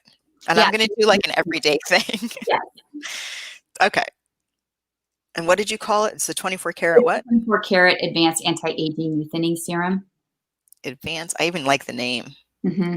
Anti-aging youthening. Okay. Now, if somebody wanted to have like consulting or something, do you offer that, like, for people to find out what they need or what? Group. So our Facebook group is Eternal Frequency, and it's Evolve. It's just Eternal Frequency, Consciously Evolve Your Life. And we have every Wednesday, we have estheticians that come on and do Q&A for our product line, as well as any questions they have for their skin. And then we also do DQ readings, face readings on Thursday. And this is one that joins our group. So will you do me a favor, because I'm unable to do the, you know, banner and whatever, because I'm not hosting this event right now. I mean, Corey is, I'm hosting, but if you could go into the comments, specifically on the Blue Talks Flip Your Script experience page, and I can put a link in there, and just put where we can find you and the information that you're sharing with me. This way, if somebody watches the replay, a lot of times they can just go in the comments and see who the special guest was, and maybe just reach out directly. Yeah. So that would be like a great resource for that as well. So you said that your niche has been like in, you know, the physical sort of healthcare, and then, you know, hair, you know, esthetician and hair care and that kind of thing. What inspired that? Like, did you always know that that was like the area you were going to go in, like as a young being? Yeah. I loved the idea of helping people feel better about themselves. You know, I like that, helping people feel better about themselves. So for me personally, when people are, you know, everyone has their own little obstacles, if you will, their own personal challenges. And so for me, with the beauty industry, with the wellness industry, it's always so fun to hold space, because I'm not doing anything. Like when we do a DQ session, when we are working with people, when we're hosting classes and courses, we're just holding space for people, you know, and that's what we want to do, is because we're empowering others to heal themselves. We're empowering others to go through their journey and to uncover their shadows, their little cobwebs, if you will, and their filing cabinet. And so we're just holding space for that. And we're holding the frequency in that to know that they can step out of it and create that reality, shatter the illusion that doesn't serve them, and step into what does. And so, well said. Yeah, right. And so, it is a choice, because a lot of times people, like, you know, they just get in their brain loop, or they just like to repeat their pattern because it's what they know, it's how they identify their life with, and it gives them a reason to be why they are, even if it doesn't work for them anymore. So when you help them break through, like when they break through that, and you're just holding space to help them break through that, it's very empowering. It is very, very empowering. It feels good on this end too, doesn't it? Yeah, it does. Because it's not anything like when you see people have aha moments, you're like, oh my gosh, you're right. And so it's very beautiful in that sense. You know, I think a lot of times we're so empathic and compassionate towards others. And the reason why we get in this industry is because we can feel others, and we can feel that distraught, and we don't want them to have that, because they don't have to feel that way, because they're a lot brighter than they see themselves. You know, more absolutely. Often you see how bright they are, but they don't see how bright they are. So, and it doesn't matter how bright somebody sees you, but when you don't see your own light, it's irrelevant. It doesn't matter how much somebody loves you and adores you or anything, because if we don't feel that ourselves, and I mean, we've all been there, you know, we've all been told we're awesome, and we have moments when we're not feeling so awesome. So it doesn't, you can tell me all day long, you could shout it from the rooftops, you could post it on Twitter, but if I don't believe it, then it doesn't really matter, you know? That's exactly right. And, you know, we're all in multi-dimensions at this point, right? We're trying to break out of that third dimension and we're trying to elevate up to fifth dimension, and people are like, what is happening? Nothing is working. What worked for me last year is not working for me this year. What do I do? And so as everyone is just kind of in this upheaval of reevaluation, well, what do you want to create? How do you want to move forward?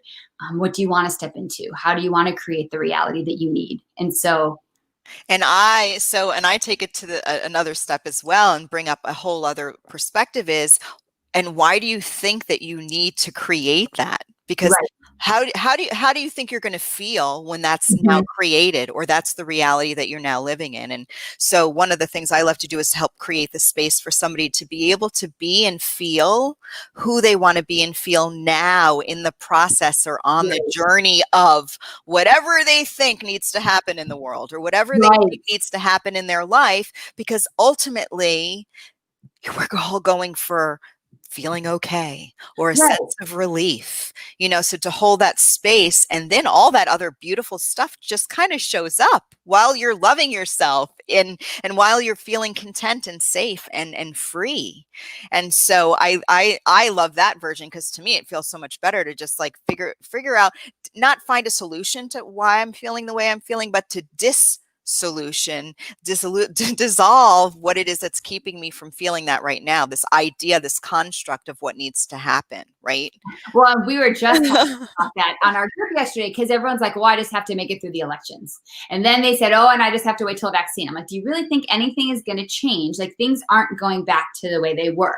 So you're in it now. How can you find that peace, stillness, and calmness from within? How can you shine your brightest? Like, you like right now, without exception, like not that this has to happen or that has to happen, or Sunday when you go to church, or Thursday when you're at synagogue. Like, we don't know where we're going. Like before, it's so funny because you meet a lot of psychics or mediums, and they have no idea what's happening in the future anymore.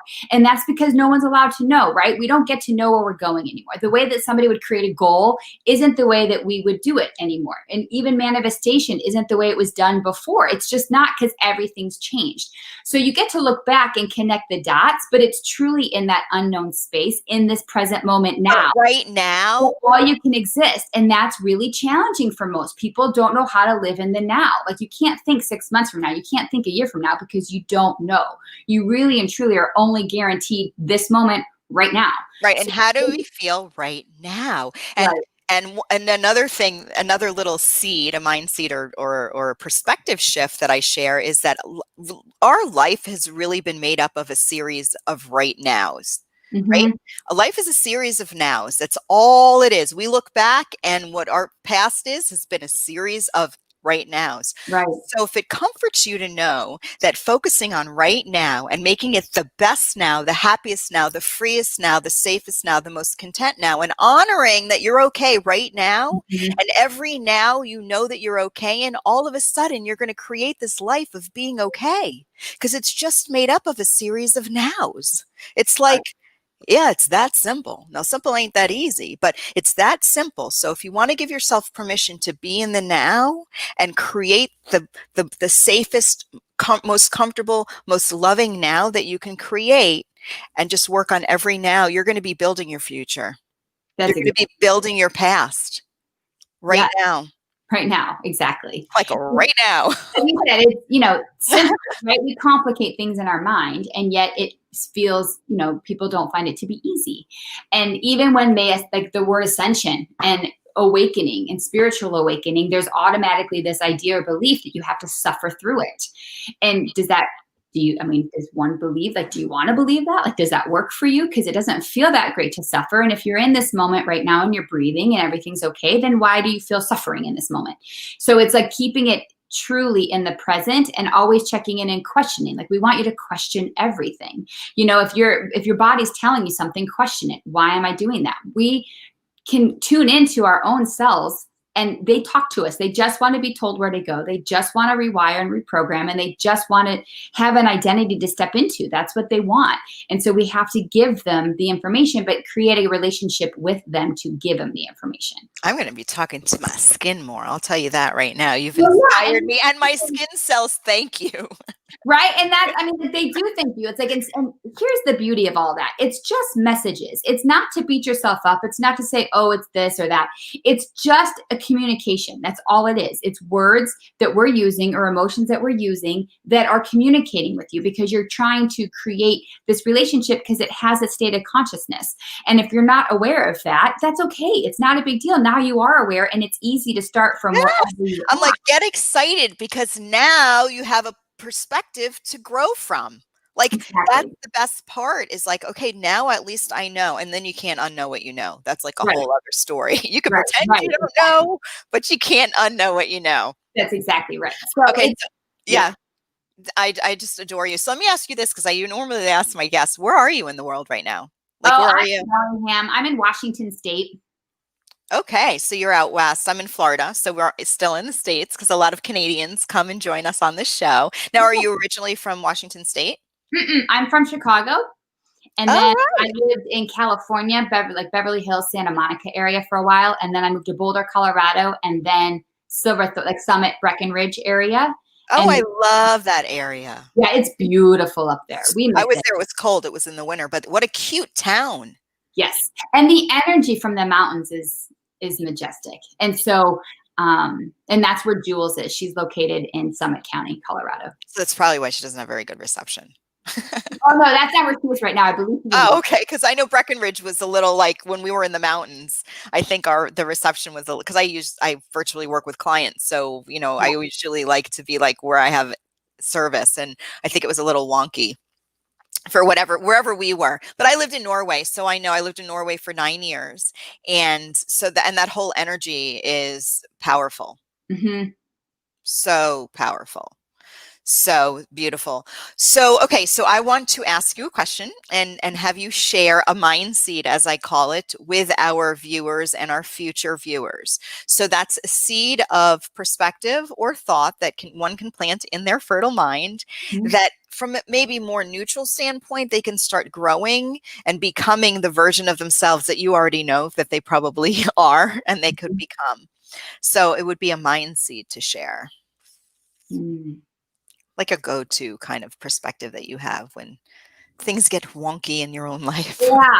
Um, and I love this question, and it's something where I know, and it's not like it was pre-scripted and I didn't like text you last night and go, hey, think of this, no, and when I and ask you the question, I'm putting you on the spot. it's what I love about it is I always go back to like the sun and the moon, because the moon reflects the sun's light, and the sun is always the sun regardless of the clouds in the sky. So you are Having the this sun. conversation. Right? So like it's like be the sun regardless of the weather, because you always, doesn't matter if there's clouds, you still can be the sun, and everyone has their light, and they have to radiate their light regardless of the weather around them, regardless of the environment around them, because this too shall pass. Storms pass, everything passes. So that I think that's my favorite mindset, because a lot of times, even where I'm at right now, where it's gloomy and rains all the time. I live in Bergen, Norway, and it's a sister city to Seattle. It rained 10 months out of the year. Like, it was moist. Let me just tell you. Yeah, green and moist. It's green. The grass is greener for sure, but that just means it rains a lot. And so for me, it's like I just remind myself, like, be the sun. You are the sun regardless of the weather. And so I just want people to recognize and understand that they are that radiant light. And even if they don't feel it, even if they don't see it, it's who we are as energetic beings. It's who we are as light beings. And so to embrace it, and if they want to see it, it's okay to say, show me, ask to see your light, because that's how you connect that relationship to self. It's okay to be cloudy and to ask to see your light. We're not alone, and we don't need to go through it alone. Absolutely. I love that. That's so beautiful. And also, we do, and not to the extent that you get it in Washington State, but we do also need the cloudy, rainy days, right? Because if it was sun all the time, it would really be dry and things would die and not grow. And so when I have a client who's now expressing their feelings and the tears are coming and they're flowing, recognize that you're still the light. The sun's still there even when it's raining, right? It's just there, it's in the background because that's what needs to come out now. And that light doesn't go away because it's raining, but it is necessary. It is. And it's okay. Like, give yourself permission, because really strong human beings that all of a sudden are honoring their childlike emotions that have been, buried for so long, are like, I don't know what's wrong with me. I can't, why am I doing that? Hello, that does, the bright independent part of you is still there. Right. And this is a necessary clearing. We need that rain. We need those tears to wash away. I call it a clear. I'm like, you're having a clearing, celebrate, because that crap was up in you, now you're getting it out. Yes, exactly. And it's always, it's perspective. Like, a lot of times, people, when they're in their stuff, they think they're the only ones in their stuff. And we all have stories and we all have our experiences, and we can all relate to them because we've all had them. And so it's, you've never met anybody that's had this Arnes journey and they've come out on top and they're like, wow, that was so easy. That was great. You have those bumps in the road, and you're going to have the cloudy days. Right. And it's that perseverance. It's that knowing that you get to move forward. It's that light in you that's going to keep flickering, because it's time. You need to, and it's important to embrace that. And right now, right now in the moment, right now and more now, right, and now, more than ever. And it goes beyond. It goes beyond skin deep. Like, this is just who we're turning into, energetically speaking, right? Like, we're tapping into our frequency. We're, a lot of times people, I don't feel like I belong. I'm like, well, that's great. That's awesome. That means you're evolving into something greater than what your identity told you that you were before. And so it's something to embrace and get excited over and to explore, rather than, wallow in that and isolate in that. And we're moving in a time where we're, some states are closing it back down. Like, we're closing it back down. So, when one would, more or less isolate in that, and, this whole social distancing and that connection of self, it's really important. If you have that connection built from within, it's not so bad. It's something that you can work on with yourself through the reflection of yourself. And then your reality can shift, and as you adapt and change to the new environment, right, it will create that love and that energy and that light that we all need right now. Right. Because listen, it's all an inside job. Yeah. Nobody could be happy enough if you're unhappy for you to find your happiness. And nobody could be sick enough if you're sick to become well, or rich enough if you're feeling financially poor to be rich. And so, this happiness is external stuff, and we all do it. Listen, I hold space for that because I'm speaking because I recognize it. What is it that I'm depending on outside of myself? So when I look at it, then I can determine how I feel. Right. Right. That's not sustainable. If I'm depending on somebody else's mood and perspective and words of affirmation coming from their reality for me to then decide how I feel. What about deciding how I feel and then looking into the world? And that's where that true change, I believe, comes from. And it's exactly actually what you're doing with Internal Gold Beauty, that you're helping people recognize that really that outer reflection, that outer, our outer shell, so to speak, is part of that inner perspective that we have, and how we're looking out into the world from the lens of how we feel about ourselves first. Right. And this time, even though it doesn't feel like a gift, is a gift, because where you would use others' reflection to identify who you are, you have an opportunity to use your reflection to step into what you want to become, to who you want to be. Absolutely. Even if you don't know, it's okay. Absolutely. And I find, like, this past year or so, I mean, my fiance and I have been, we RV, so we've been traveling all over the world, all over the country, I should say. We didn't make it into Canada because, well, this was before COVID, but for a year and a half, 2 years, we've been traveling, and it's been an incredible journey. But and this was before COVID, before this global plot twist, I recognized in this journey that I was having, and I call it a growth spurt. I like to call it, I'm growing, I'm having a growth spurt, and growth spurts are painful. Growth spurts are like, I'm having an identity crisis. And I was having an identity crisis in relationship to this new world that I was creating. I had a new relationship, this amazing guy who was very confident, and a different version of a partner. I was usually the version of the partner that I now attracted. And it was, who was I now in relationship to this new, relationship, right? Like I was that version and I had to figure out who I was in relationship to that version. And we all go through things like that. And if we look at the global plot twist as a version, as a scene, who am I now in relationship to this new scene? I'm still the star, but what version of me, what characteristics am I bringing to the table? Because it's an opportunity. And going through that is part of the process. Yes. It's part of the process. It's sometimes icky and a little sticky and it doesn't feel good. But if we could just recognize that it's part of the process. Yeah. And it's not really that big of a freaking deal because it's a process. It's a process. It's a journey. And you know, my favorite, it's been told to me and I say it and it's like, we chose to be here right now. Like, this is a soul contract. We chose to come here right now to experience this shift. Absolutely. And so when you look at it that way, you're like, okay, so I'm here for that very reason. And it's, you know, grab the bull by the horns and empower yourself to make the best version of you for you. Because at the end of the day, that's what we get to do is us. All we get to be is us and ourselves. So we should be.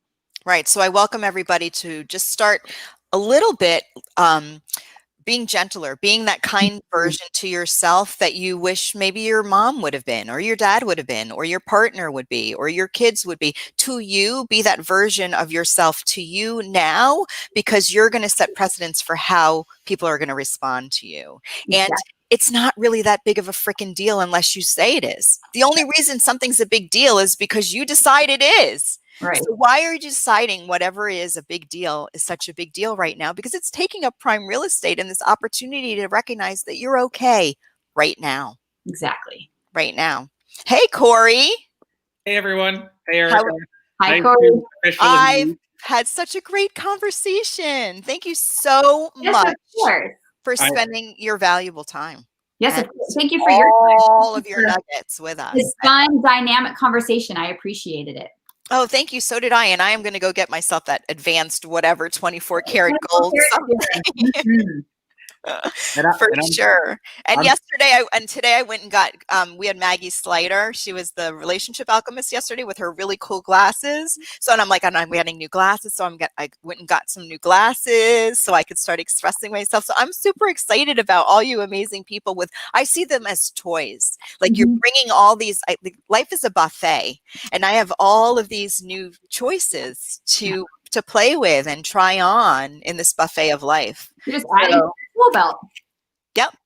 Yeah. Exactly. Or ingredients to my signature dish, however we want to call it. That's exactly right. So how was your mastermind, Corey?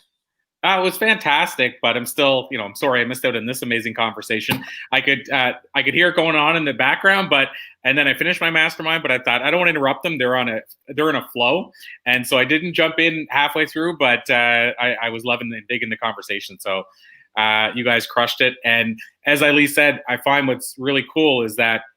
And I don't know, maybe Elise and I are easy to sell on stuff, but I know Elise, you like you said, I'm not an easy sell. Trust me. Well, I know it's really all on the inside. Like we really don't like we said anything, right? But I want to try it because somebody created it, and to me, it was somebody thought of it, somebody believed it was possible, and then it manifested, and that's the part I find fascinating is the manifestation of somebody's belief that something's possible. Mm-hmm. Yeah, and let me sort of clarify when I say that. I mean, we bring on guests onto this event, and typically we end up going, I need to get that. And so, like I said yesterday, that I signed up for the C-Suite Network, which hosts podcasts and TV shows and what have you, because we had the founder on. And then Elise and I both talked about we bought. I have that over there. I just used it. A product that Dr. Patrick Porter came on and told us about. And then the reason I made me think of that is because then I just put a link up because yesterday we had somebody on talking about vision boards, and she does a vision board workshop, and it's perfect timing because my mastermind today was about vision boards. No joke. Can't make this stuff up. And so I put her link out in the Facebook, and I'm going to sign up. My girlfriend's going to sign up, and the 5 people in my mastermind are like, oh, we should sign up since we're already doing this. So my point is, like, we become our best customers almost. That's what I'm trying to do. Right. Good. It means we believe in what we're talking about. So and then I can go back and say, okay, see this, and then I'm going to do it every day or every other day. I'll do a little like shot and see. And I'll let you I know always what my recommend- skin says back. I'll share the story of what my skin's been telling me. Yeah, I would say give it a week. Like take a before shot, use Yeah. the product twice a day, and then take a picture 10 days after, like a week to 2 weeks, 7 to 10 Okay, days. I'm going to. And I'm then I'm you'll super notice a difference. excited. There's going to be a difference. We've seen it, and it's remarkable and it's awesome. All right. Well, I'm excited about it and I'm ready. And I'm sure my fiance will be thrilled because he's like, really? You are going to put botulism in your face? Like he's like, if I huge, like, what are you doing? You're beautiful the way you are. But the more, I'm virtually online and it's different than being live. And, I'm like right here. So there are just some changes. I will share, and it's been scientifically proven. There is no biological reason why we age. It's a belief.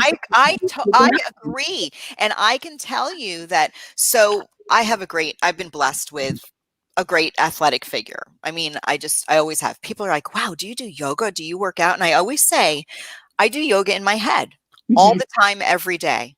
I do yoga in my head. And I have to tell you, it works. I look like I do yoga every day and I go to the gym every day. And I used to joke about it, but then I'm like, wow, it's true. Like I always say, and I believe that I do yoga every single day and I look like I do. And I could get on the mat and go to a power yoga vinyasa class and do yoga like I've been doing yoga every day.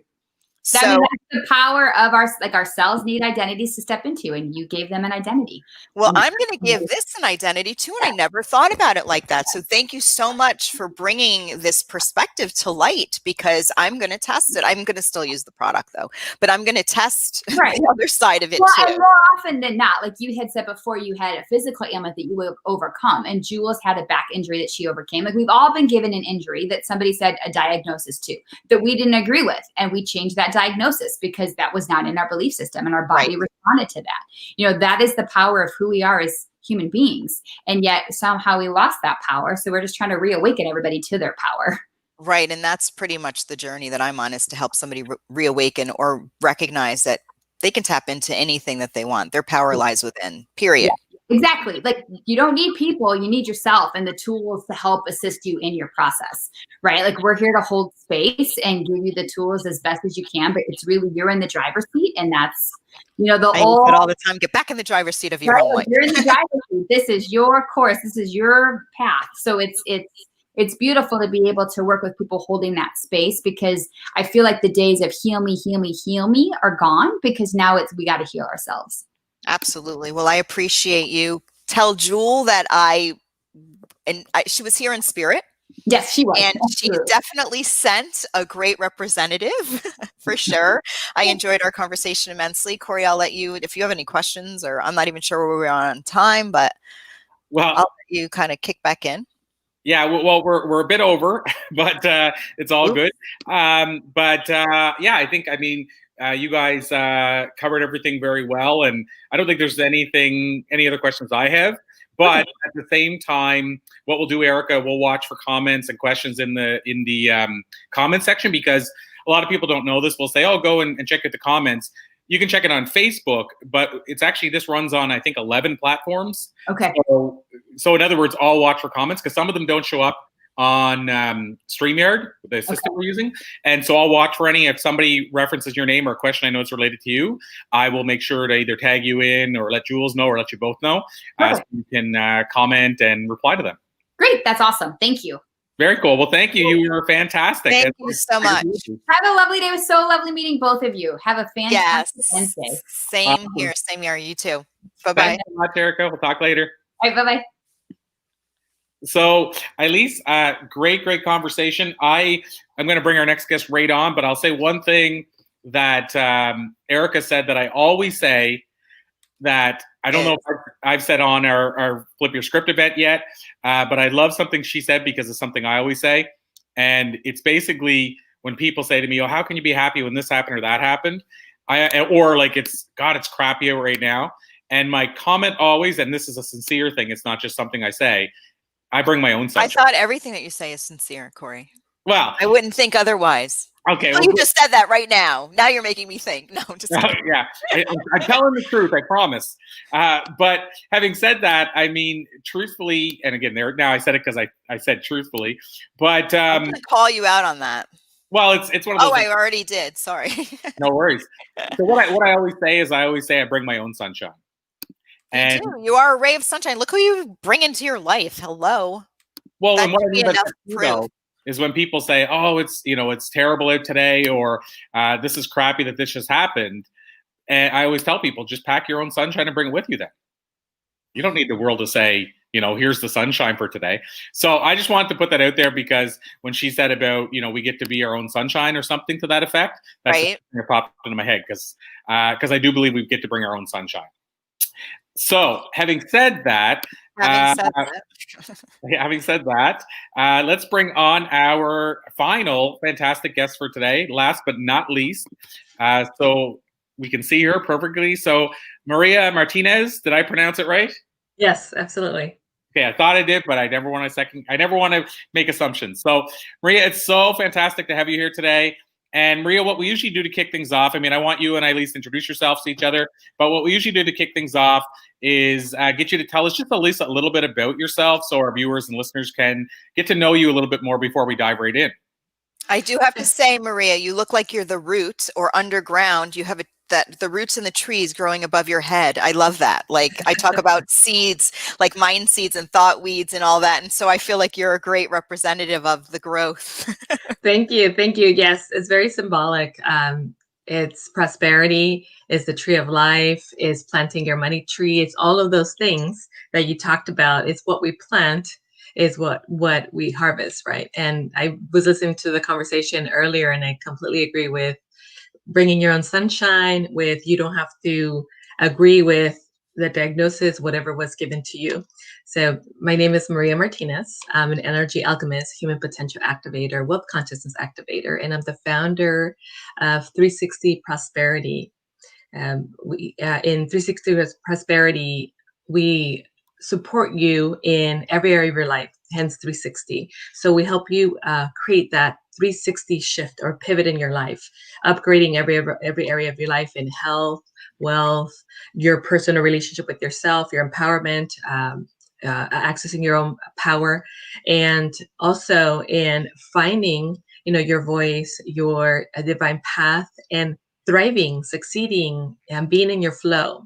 So that's what I really enjoy doing, empowering others to find who they are and thrive, really thrive, create their own businesses, enhance their careers, whatever it is, enhance their relationships, be that powerful beacon of light, and really shine their radiance, shine their light. So it's all fun. Okay, so I'm going to ask my question now. Where are you in the world? I'm in Southern California. Oh, awesome. Where in Southern California are you? I'm in Riverside. Oh, California. okay. So live in Hermosa. Oh, okay. Yeah. Not that far, right? Yeah, no, yeah. I used to live in Torrance. Yeah. I love that area. And we, being the avid RVer, eventually everybody's going to know that my fiance and I RV all the time, and we've been RVing for almost 2 years now. We are planted in Florida right now. We just bought a motel, not a hotel, motel. Yeah. We're going to turn it into a retreat, but I love that we just had so much fun. Los Osos, Morro Bay. Like, I know that's not quite as south as you are, but I love that area. Paso Robles, beautiful, like hot springs. I mean, we just had so much. We had so much fun, and we were in San Diego. That's how this whole Blue Talks thing, I spoke in San Diego last year, October 6th and 7th, right?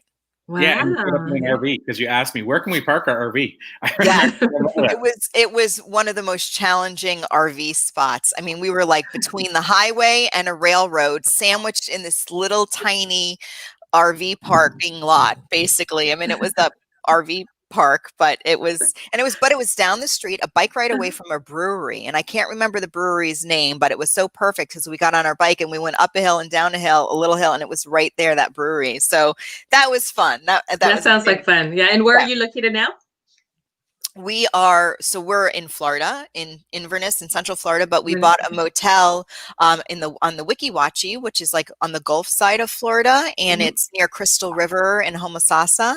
And we have these beautiful natural springs that are 72 degrees all year round, and they attract manatees. So the experience that we're ready to create for people to come and enjoy is it's breathtaking on so many levels. So we're super excited about that. That's exciting. Yeah, we'll maybe keep I'll be everybody. one of your guests. Yeah. Absolutely, absolutely, and bring some of your tribe with you as well. Absolutely. Yeah. Thank you. So we'll let Yeah. you know. At least you might end up filling the retreats with people just in the Blue Talks ecosystem.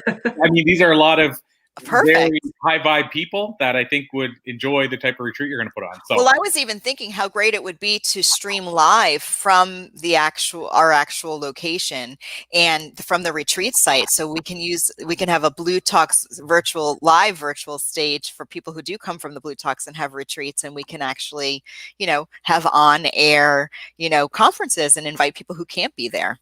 Just a thought. That sounds amazing. Yeah. absolutely. It's and so just I'll add into the mix. I'm in beautiful little Prince Edward Island in Canada.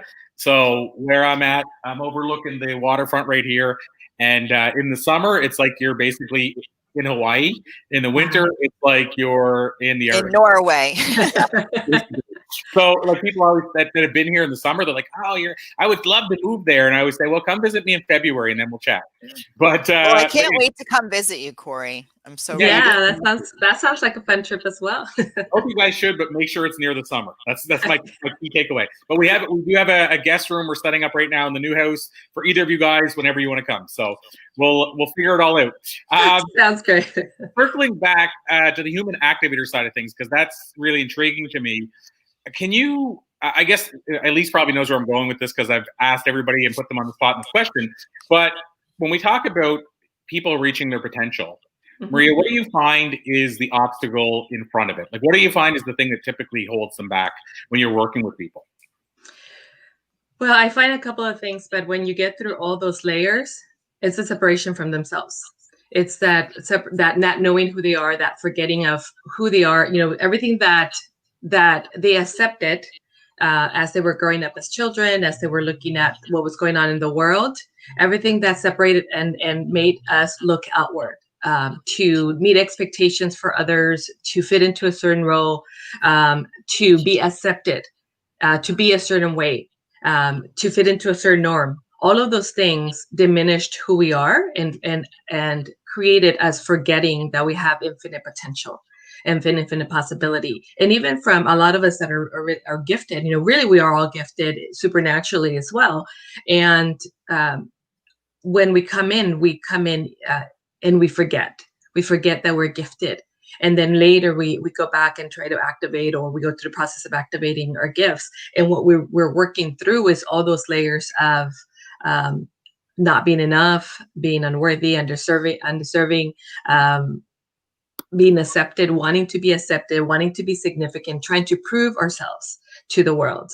And if we go back and remember that we're already, everything that we need is already there, and that there's something to prove, and we release the judgment, we release the criticism, we release trying to live up to others' expectations, and we begin to live our dreams, then fear falls off, then doubt falls off, worries fall off. We stop worrying. We go out of the mind. We step out of the mind and we go into our heart because we start following our passion. So again, all of that is to say that that separation from our true self, from knowing who we truly are and what we're here to do and why we were created. And love ourselves in the process. Absolutely. Yeah. Absolutely. Love, Figuring it out, forgive. Exactly. Yeah. All of that is a process. I call it the 8 pillars. Believe in yourself, trust yourself, forgive yourself, accept yourself, be forgiving for others, knowing that you're enough, knowing that you're worthy, knowing that you're deserving. All of those are really important. And it's a practice. It's a practice because we take the past and we judge ourselves based on the past, or we judge the future and we take the past and we, project it into the future, and we end up creating very much the same. And then we're wondering what happened. Why are we creating the same results? Because we're using the past to create the future. We're using the judgment we have on ourselves, and coupled with all the fears about fear of failure, fear of success, fear of being enough, fear of being accepted. Also, all of those things get in the way. And we go into this cycle, and then we keep going into this cycle. But when we work through all that clutter, we work through all of those layers, when we work through all of that, then we're able to harness our personal power. We're harness, our connection to ourselves. Then we start believing in ourselves. We start trusting in ourselves. We start going inward to find the answers instead of outward and looking at it and just, when we go out to find the answers, we're also looking at the answers through other filters, right? Advice Other that others give us, perspectives. other perspectives. But when we go inward and look at ourselves and find the answers within ourselves, trust that the answers are there, believe that we have the capacity, the ability, the potential, the skill sets, and do our inner work to improve ourselves, then there is less of that interference. There's less of that fear. There's less of that failure. And I call it failure because we're sabotaging ourselves, right? We're the ones that are doing it. And I know, doesn't that suck? well, one of the things I want to ask you there that you mentioned is the word fear. And I feel like this is a word not as much like, say, the word success. I find the word success, there's as many definitions almost as there are people. With fear, there may be not that many definitions, but I find what the fear is, different people feel it's a different thing. So for instance, for me, like, for example, when people say, when you did stand-up comedy, how did you overcome that fear of speaking in public? And then I followed that by speaking in public. In both those cases, I was terrified. So I had a strong fear. And people always said to me, well, how do you get over that fear? And this is my opinion on it. So I want to ask your opinion on it, Maria, because you mentioned it, that word. And even at least you can share your thoughts on this too. But for me, fear, it's a fear of the unknown, whereas most people think it's a fear of rejection. So what I've experienced in my life, like speaking on stages, I had a fear of what's going to happen. I have no control over what's going to happen on a stage. And so I have a fear of what. So that unknown could be success. I could actually have a great time speaking on a stage, but I also could bomb horribly. And so for me, not knowing was what the fear is, not the rejection of me failing. So in other words, I wasn't thinking I'm going to fail for sure. I was like, I don't know what's going to happen, and I'm terrified of that. So for me, this is why I say this is, for me, what helped me with fear is figuring out how to get rid of the unknowns. So let's say I'm speaking, what I'll do, I'll go, okay, well, what could go wrong? So in other words, the mic not work. Mic may not work. The PowerPoint may not work. I might fall off the stage. So I actually think of all the possible scenarios and then say, what am I going to do with each of those? And this goes back years. It's like selling. When I was in sales, I thought, what are all the rejections I'm going to get and objections? And how am I going to deal with them? If somebody says, I already buy from my brother, how do I deal with that? Your price is too high. How do I deal with that? So I did the same with speaking. And just like I had the fear of rejection in sales, I had the same fear on stage. But once I get rid of all those unknowns, I had the confidence that, okay, if anything goes wrong, I've got this. And that helped me get rid of the fear. So that was a long tangent to say that's how I view fear. But I'd love to get your take on fear. And So the way I see fear is that it really has many faces. In some of them, we mentioned the fear of the unknown is one of them. And the fear of losing control, which is very similar to what you described. Like you said, I can't control what's going to happen. So what you do is you kind of prepare yourself on how you're going to react to it. But when we look at fear, it comes with so many different things. It has so many different layers. Again, the fear of not knowing. And that's what we start thinking. Like you said, we start thinking of what if. And sometimes you can come up with the what if of that current situation. But when you're going through the what if, also past events come up. And this is when what I was saying is you go back to the past and you project those into the future. And that either could create more fear, or that could say, okay, but I remember what happened and that wasn't so bad after all. So when we talk about fear, I always say, just be with it, see it, face it, and see what's coming up for you. What events in the past are coming up for you? What is the fear? What is the thing that you want to control and that you can't control? And let go of that need to control. And also, all the possibilities, just feel into different possibilities like you did. What if this happens? What if this happens? What if this happens? And then you realize that there's always a solution. You will realize that it's not so bad. You will realize that you can handle it. And then I also suggest that when you're going through the what if, you can also say, what if like for instance, what you were if doing I your stand-up, knock it out of the park? Yes. What if everybody stood up and just had a standing ovation? What if I got a contract out of that? What if I got booked, 10 different shows after that? Because that's what we're projecting. We're saying what if, and we can go down the spiral, or we can go what if, and then we can really expand that. So again, because we're projecting it, we're creating it. And if we observe ourselves where we're creating it from, we can notice, okay, there I can see that's an old fear. Okay, so I'm going to release that. I'm not going to buy into that. It's an illusion appearing real, right? False evidence appearing real. That's what it is. Between the Exactly. ears. And it's all that the chatter that's going in, and it's, and sometimes it's other people's fears. If you tell the people, they're like, well, what if this? What if that? Because when you're surrounded with people that love you, they also want to help you succeed and want to see you succeed. And they don't want to see you fail. So sometimes their fears will be projected into you. So when you start thinking about what is this really fear? What is this fear about? Whose fear is it? Then you realize that either it's not yours, or you've amplified it so much that it became so big, but it's really not that big. You can manage it. I love that. And, it's funny when you say that. I talked about multiple definitions of fear, and you said the one that I think is a powerful one. There's another one I've heard, and then I want to just mention really quickly, because I know Elise wants to jump in on this as well. I agree with what she said. I'm piggybacking on Maria. I'm a huge advocate for what if this is the most exciting, amazing moment of my life. Right. Like, what if this is the moment I've been dreaming of my whole life? Because the fear is just as unreal as faith, right? Or the belief that something that you really want could happen. So, which choice am I going to make? I'm going to amplify that. Exactly. Yeah, I'm going to jump into the what if that I don't know, but the what if that I want, right? Yeah, it's a blank slate, right? It's a blank slate, and you can either put in all those past experiences and how you felt about it and how you were disappointed, disillusioned, all of that, or it's a blank slate, or you can just project your biggest dreams and desires.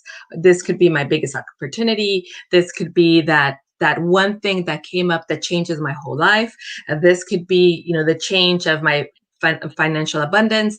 You decide what it is. It's a clean space. It's a clean slate. Become the creator. Yeah, exactly. You're creating what if, right? Yes. You're going to create the what if. Mm-hmm. So yeah. Well, and so when I was saying I've heard another definition that, and I put both actually in my book. I remember I put both because I talk about how there's different people have different views, but how we talk about how you create your own reality. Mm-hmm. Well, one of the other ones I've heard is F everything and run. I hadn't heard that one before. But I didn't throw in the F-bomb, but I mean, that's a totally different view. And I mean, it's a joke, obviously, but at the same time, if that's your real belief, then you're gonna feel differently about fear than somebody that says, false evidence appearing real, for instance. I mean, that's two totally different beliefs. But what I want to mention too is you said something really, I guess, important for me to mention, which is about you could look at that past in two ways. Well, this happened to me before, so it's going to be crappy again. What I actually do something that I call reference points, and this is what I do with my life is I actually, when people say, "How did you get through this? How do you get through that? How do you deal with it if you have a crappy day?" I go by reference points. I know that in the past, when a crappy thing happened, almost every time it turned into the best thing that ever happened for me. So in other words, a relationship ends and you think it's the end of the world, but in a year you forgot that, and now all of a sudden you're on to a beautiful thing. So I look at reference points. Steve Jobs called it joining up your dots. He was able to look back in his life and see these three dots that he thought were terrible at the time were the most important dots in his life. One of them was when he got fired from Microsoft, or Apple, I mean. When he got fired from Apple, he thought it was the end of the world because it was his baby that he built. Mm-hmm. And the truth is, if he wouldn't have left Apple, he wouldn't end up going to building Next, which was his company that he sold to Disney. Or actually, correct that. He built Pixar as well and sold that to Disney and ended up becoming the largest shareholder of Disney. And then Apple needed his technology from Next and brought him back, and he had more power in Apple and could make all the decisions than he ever had before. But not only that, Apple is a different company than if he would have been with it the whole time. He might not have created the iPhone or the iPod. It all happened after. So, the point I'm getting at is if you have those reference points, if you have enough of them built up, and unfortunately sometimes we have to turn 40 or 50 to get there, but if you have enough of those reference points built up, you can look back and say, you know what? This crap that I'm worried about right now isn't going to matter to me at all in 4 months. Why is it filling my head right now? Mm-hmm. And so, to your point, I think we can use those reference points for good or for bad. And so we can say, oh yeah, this always happens to me. Or you can say, you know what, this is awesome because this always happens to me. When this happens, I know I'm going down a spiral, which means something beautiful is about to happen. Anyway, I just want to touch on that because... Yeah, no, that's a really good point because you're right. Sometimes we plan and then we move forward and then something happens and we're like, oh, and then we start second guessing ourselves. We start thinking about, is this the right decision? And then we go into woe is me, we go into the victim. But if we look at that as an opportunity, then we're empowered. If we look at this, okay, this in this moment maybe doesn't feel good, but there's something about this that I'm learning, or something that it's bringing up. So when we look at that and we reflect within ourselves and we look at what is that layer that I'm releasing now, because you chose something bigger, so that bigger is over here or up here, and then there's this gap. That where you feel like you've hit the wall, or you're being challenged with something, it's that block that is there, that once you get through it, you're going to get up here. And that here, it's a higher level of success, a higher level of abundance, a higher level of wealth, more opportunities. But what you're doing is you're closing that gap. So when you feel like, oh my gosh, how could this happen to me, or not this again? And instead of blaming the world or something else, or even yourself, look at what is the opportunity here. Because I'm stretching. This is forcing me to stretch. It's forcing me to become somebody else. It's forcing me to step into my best self. What is this here? And then you will also be able to identify those feelings, thoughts, and emotions that in the past also used to come up and would sabotage you. That in the past, when you hit that wall, or when you came across that obstacle, you would give up. Oh no, this is not going to work. And then you're out of that. And then now you're back to where you started. But if you look at them as, if I could just see what this opportunity is, if I could just learn the lesson here, then I've up-leveled. I've leveled up to the next version of me. And I say this all the time to everyone, because we're all going through our development, whether it's personal, whether it's in a career, whether it's everything. We're all up-leveling, scaling, expanding. We're moving through our ascension very quickly. And if we look at all these bumps in the road as oh, I just went through that next step. Oh, this is another bump. That means I'm up-leveling again. If you see it with that perspective and that expansion, then those big things that come up are not going to be a big deal. That you're actually going to start to celebrate them. Like, I just made it through another. And that's the reality. That's the reality. You're going to start to grow. Right. Yeah. It's all perspective. So it's how you do something is your reality. And I love that perspective, Maria. Like that's it. You've nailed it. Like, I tell all my ladies, they're doing something amazing, and then something happens, and they go and they realize that there's anger, or there's frustration, or they're feeling unworthy, or they feel like, oh, this was an amazing possibility, it's not happening right now. So when they go back and they look at that in that way, when they look at, well, what is the lesson here? This layer of fear that is coming up is because I'm releasing it. The level of anger that is coming up is because I'm releasing it. This level of frustration, this is all old. So it's all done. So I can celebrate my expansion, my ascension, and know that this is a beautiful breakthrough. And now that we stepped into a whole new field of infinite possibilities. I love it, because it's already in your, I call it the cup. It's already in your cup. So if it's coming out of your cup, it's a great thing. There's less in my cup. Absolutely. Well, and I don't know, at least have I mentioned posits at all before? I think you mentioned it in San Diego, actually. Okay.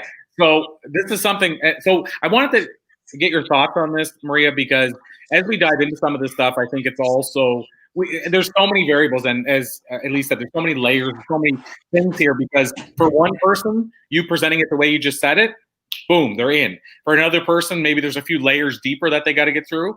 And so when I said about people ask, how do I deal with stuff? And I talk about reference points. I mean, that's one tool, as you said, in the toolkit. But posits are something I call positive deposits. I mean, it's kind of like my shortened version of positive deposits. So when people say to me, yeah, but how do you, as you said, something big comes up, but how do you get to the point where you can deal with something big if you don't have the mindset yet of it'll pass, or this is a beautiful thing, or this is a new opportunity? And one of the things that I did is, and I'll tell you where it came from, is there's a guy named Rick Hansen, who's a Canadian who's in a wheelchair, who had a spinal injury, and he did a tour called The Man in Motion. I think it raised like $300 million. He went actually from one end of Canada to the other in a wheelchair, and raised all this money. And people always, and I bring him up, and people said that's easy for him to say because he's already inspired just from how could you be in a wheelchair, have that happen, and you're just automatically inspired because he wouldn't be able to get through his day if he wasn't. And I said, okay, well, instead of assuming that, let's ask the guy. So when I had my next interview with Rick, I said, were you always born inspired? Like, is that who you were? Because he was set to become an Olympic level athlete, and then he had this accident. And he said, dude, no. He said, he was 15. He said, I started drinking. I thought the world was coming to an end. How dare this be taken away from me? And he said, I was really, for lack of a better way of saying it, a pessimist, right? He was very toxic at the time. And he said he had to kind of go through this spell of meeting inspirational people and hearing these great words. And so the reason I asked him is I said, because people tell me that it must be just that you're automatically inspired. So I said, what do you do then to get inspired? And you both probably know the name Terry Fox. Mm-hmm. You know the name? He did the Terry Fox, what's it called? I'm trying to think of the name of his walk. He walked across the country raising money for cancer. And so I don't know. you don't. You can I'll even Google him. He's like a national known identity. You need to look him up. But Terry Fox and Rick were friends, and so Rick said, "Well, what I do is Terry and I would call each other on a daily basis and just say something, share something to motivate each other." And he said, or then I would see a kid that had the same injury as me, who was only 6 and had a smile on his face. And he said, so that would lift my spirits. Or I'd read a powerful quote, or I'd read a powerful book. My point of this is, here's a guy who's inspired millions of people, and still daily, and he said daily, Corey, I still have to fill the tank. And so what I do is I put positive deposits every day. I'll read a Zig Ziglar quote. I'll come on something like this. I'll do a video interview. I'm constantly reading books. And so it's not like I'm automatically every day just wake up and I'm super ready to be inspired no matter what happens. But here's what I'm bringing up. I built this whole force field around me with all these deposits. So I've made so many deposits that if I have to make a massive withdrawal, still okay. And so my point of all this is that when we're talking about that is, I think for people to get to that point where the big things don't matter as much, or they don't take them down immediately, I think you also maybe have to invest a little bit in feeding your mind and your body. Absolutely. To get to where you're ahead of the game, rather than always, at least you talk about filling the cup, rather than you always emptying your cup out immediately and then trying to fill it again. What if your cup is overflowing? Like Lisa Nichols talks, don't pour from your cup until it's overflowing into the saucer below. So absolutely. Anyway, so I just want to get your thoughts on how important is it for us to try to inspire ourselves regularly? Yeah, that is really important. Like you said, some of us are doing our inner work, so we're doing that constantly. We have a plan, we have a program, we have people that we work with, and others are, we're just at the beginning stages of that. And earlier I talked about the 8 pillars. So, when we look at, we want to look beyond the world, or we want to be happy with ourselves, because really when we're not happy with ourselves, nothing really can fill us up. We're uninspired, we feel sad, we're depressed. So that's where it starts. That's, if you're at the beginning of your journey, and it's not really at the beginning, I think this is for everybody, because I still practice it, is practicing your self-love, your self-forgiveness, and looking at how much you trust yourself and believe yourself. So usually what I do is like have somebody do their baseline, and I ask them, 0 to 100, how much do you love yourself? And most of the people will say 100. Well, if you're at 100, there's nowhere else to go, right? And we're not there. You're probably using 5-10% of our total capacity, or sometimes even less than that. So I always say, okay, so if you're saying 100%, does your life look exactly how you want it to look like? Do you have everything that you want in your life? Is your life perfect? No. So let's take another look again. So I have them breathe in and come down into their heart, and then ask the question again. I said, there's no judgment about it. There's no right or wrong. It's just where you are. So how much you can go, because if you think your life is okay here, what would it be like if you increased it by 25%, 30%, 50%? So I have them all go through that, 0 to 100, how much do you love yourself? 0 to 100, how much do you believe in yourself? 0 to 100, how much do you trust yourself? 0 to 100, how easily is it to forgive yourself? 0 to 100, how much do you accept yourself? And really, I'm asking the same question because they're all forms of love, right? But sometimes it's hard for us to relate to loving ourselves if we haven't been taught to do that.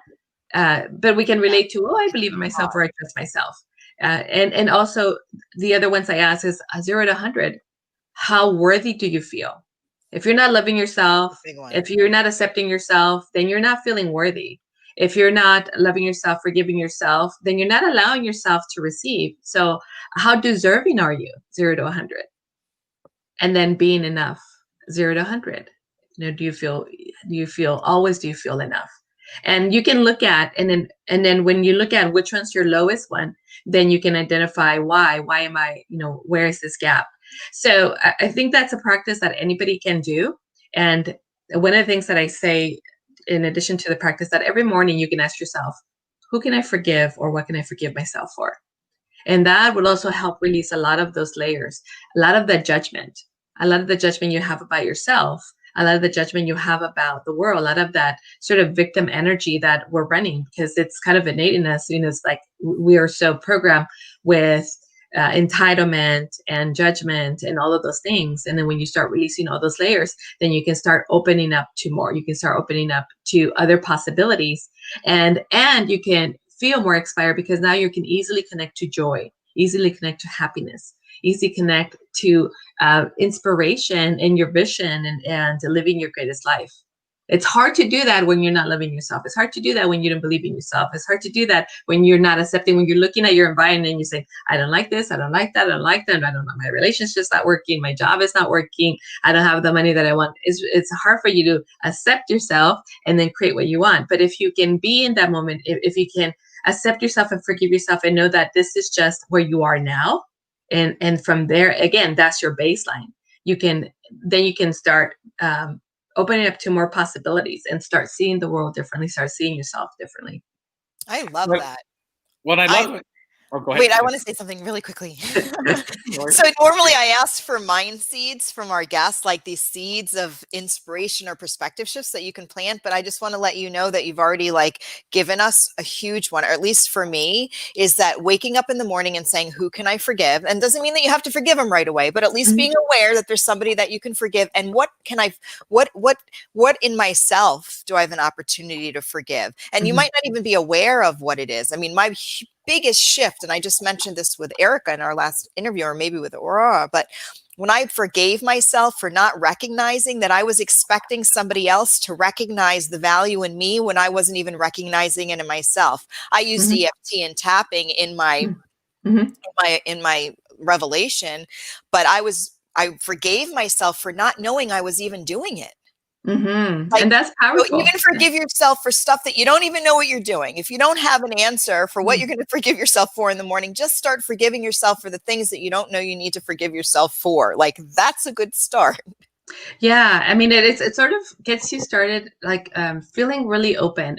I know, like I said, this is something that I still do every day, and just things come up that you didn't think were there. Like sometimes I ask, who can I forgive? And then it's me. Oh, okay. So what am I forgiving myself for?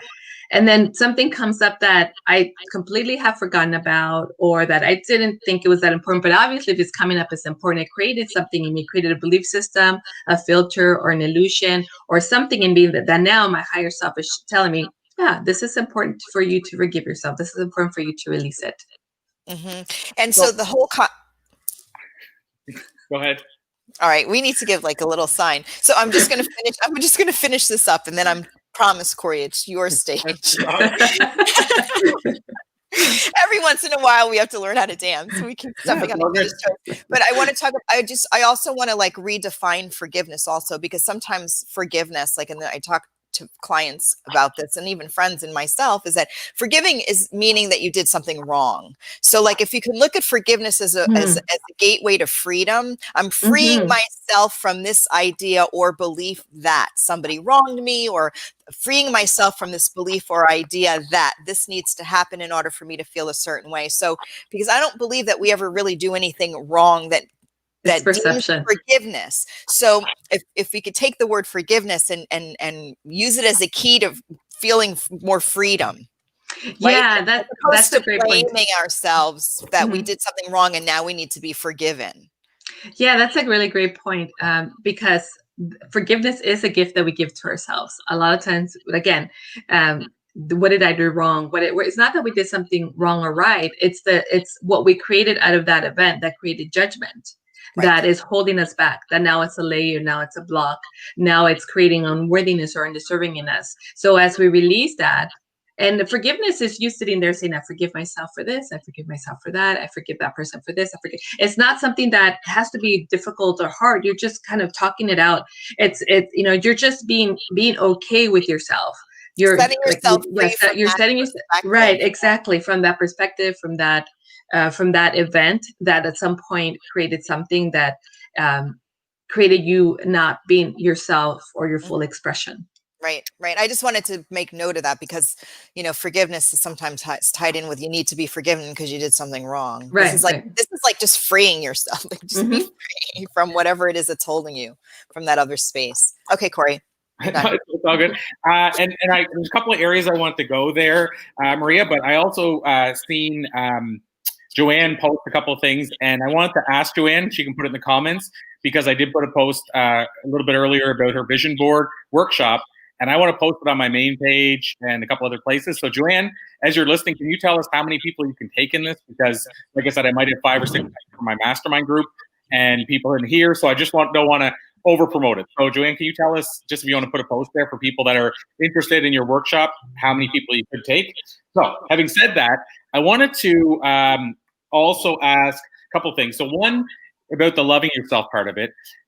This is the thing that I find intriguing, but it's almost strange how we're not okay with people saying they love themselves. So I thought it was interesting when you said, when you ask people, like they'll say, oh, 100%. But yet you said that publicly, like on Facebook, if I said, I love everything about my life, it's almost like people judge that. Like on one hand, it's like, well, were you comparing yourself to me? Like, oh, well, your life's so much better than mine and all this. And it's weird how we can't just say it's awesome if somebody loves themselves. So the reason I bring this up is because I can't speak for anybody else. But if you ask me that question, and I know everybody, like you say, is going to lean to say close to 100%, but I sincerely would tell you it's probably about 95%. And I feel I'm worthy like 95%. However, here's the follow-up to that. Even if you asked me that, if you said, okay, so are you fully fulfilled in your life? My answer would be no. Mm-hmm. So it's interesting, even though I know, or I personally feel I'm very close to that 100%, I wouldn't change something about myself. If you gave me money to change anything, I don't negative self-talk. I did for years. I don't want to make it seem like I'm better, but I practiced a long time to get that out of my head. I think Shelly, my girlfriend, would even sit here and tell you that I don't hate on myself at all, but I'm still not fully fulfilled. So I think even when we get to the point where we fully love ourselves, we still get to that point. So if somebody is telling you 100% and they're really 30%, then that's probably going to show up somewhere. Because if I'm 100% and I still struggle, then you can't tell me somebody's at 30 or 40 but pretending they're at 100, that they're not going to feel that. So So to your point, I think everybody wants to say they're at 100, just like if you're on Family Feud. 1 out of 10, how much do you love your wife? Everybody's going to say 10 is the answer you're supposed to say. But again, it's interesting because I find like there's a double-edged sword, because if you say you love yourself, it's almost like people are bothered by that. Like it's almost like saying, God, I'm great at marketing. God, I love myself. It's almost like you put them in the same category. What's your experience with that? Like, do you think we need to get away from that thought that it's bad to love yourself? So not necessarily the thought of that is bad. So this is interesting, because instead of thinking about if I say this, am I going to be judged? Instead of if I say this, or if I say that I love myself, are people going to be upset about it? Or are they going to be uncomfortable with it? Or are they going to think that I'm being arrogant or bragging? Another way I think we can put it is like ask the question, instead of saying I love myself, hey, what would it take for you to love yourself 100%, that your life is so fulfilled? And that way we are sort of in that vibration, and we're inviting others to come into that vibration, to be there with us. And they can do it how, so for some people it's difficult to do that, but they can find their way, they can navigate their way to that place. Some of them may have to look at, what is that judgment, and then clear that judgment. And some may have to do a little bit more forgiveness for themselves. But I think if we create the space for everybody to love themselves, to think about this is a possibility for me, and there's no judgment. I talk a lot about this in my group calls, that about loving yourself and forgiving yourself and knowing that you're divinely perfect.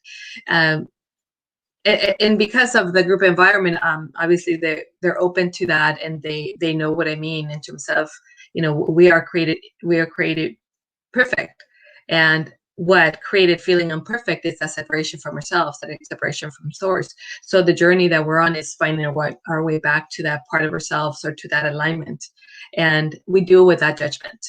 So when we say I love myself and I love everything about me, we're talking about the beautiful divine being that we are, the beautiful creation that we are, that, we're the reflection of the universe. So we are divinely perfect. And I love everything about that. And that's actually part of the gratitude work that I teach others to do, when we're so used to being grateful for my car, my family, my this, my that. But what about us? I am grateful for the relationship that I have with myself. I'm grateful for the relationship that I have with the higher power I call God, source, universe. I'm grateful for being in my purpose, passion, and alignment with who I am. So it's gratitude for us, but it's beyond the physical body and beyond the mind. It's we're honoring that divinity within us, that divine part of us that is overflowing, and that is aligning with our 3D reality, and manifesting all the beautiful things in our life. So that's how I would position it.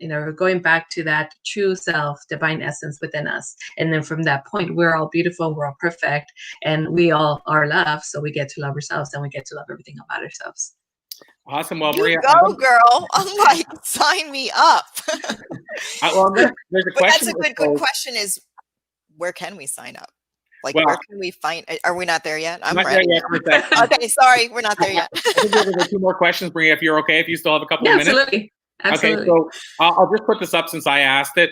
Joanne said she has 2 workshops out there, could take 20 people each, willing to add more if needed. So, but Joanne also has a question for you. And then I have a kind of a final question that I want to ask you about how we put some of this stuff into practice. But Joanne's question is, what do you think? Can we truly love ourselves more than we can experience love for others? What do you think? Can we truly love others more? Sorry, I missed the. Can we truly love others more than we can experience love for ourselves? Okay, so can we truly love others more? I think it's the opposite. So it's kind of what we were talking about, the cup being full, right? And if your cup is not full, you can only give so much, you can only love so much. But if your cup is full, you're overflowing in love, and the love begins with you. So if your cup is overflowing, then there's so much of you to share with others. So that's why it's important to come back to that place of, I love myself.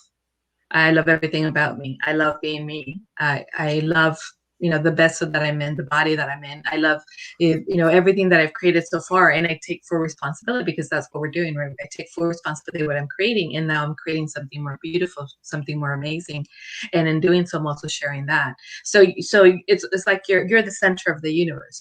So we're kind of going back to your source, your God, you're the beacon of light, you're radiating everything that is coming through you as a channel, as a divine being.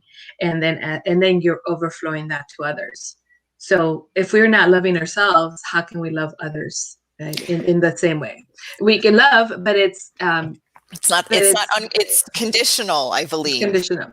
And it's also we feel depleted by it oftentimes, because then we overgive. We don't have good boundaries. But when we have good boundaries about who we are and what is good and loving to us, then we also give to others, and we have boundaries, and others also learn to have good boundaries, so we don't create any codependencies. That statement about you're my other half, or you fill me up. Yeah, no one can fill you up, only you can. So oftentimes you see people looking for that, to fill that void. We have trauma in our childhood, so we look for others to fill that up, that love that we never received, that feeling lovable, feeling important, feeling significant. And we go from relationship to relationship, or we attract other people that maybe are kind of in that same vibration.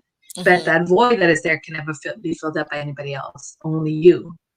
But when we realize that, then we can heal that part of us, and then we can elevate others. Absolutely. I do understand what Joanne's saying, because a lot of people say, I love my partner like more than life itself, or more. I mean, I hear that a lot with clients, or, depending on whatever it is that they're projecting onto this other person, that's bringing up whatever it's bringing up within them, still lies within them, but using that other person as the object for that inspired fill up.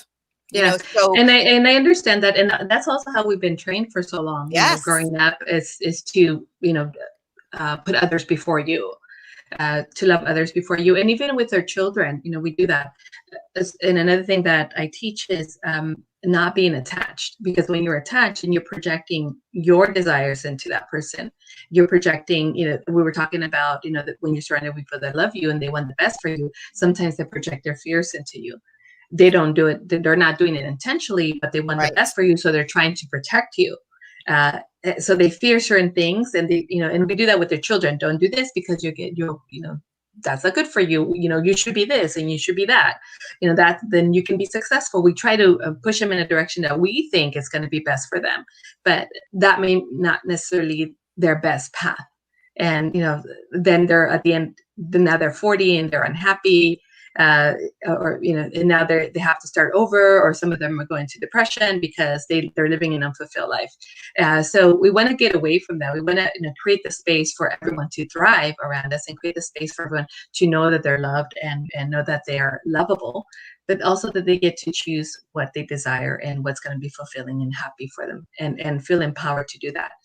Without So feeling beautiful. like people are depending on me, and if I don't choose that, then everybody's going to be a disappointment. So we release all attachments, we release all needs to control, and we create the space for everyone to choose what's in their highest good.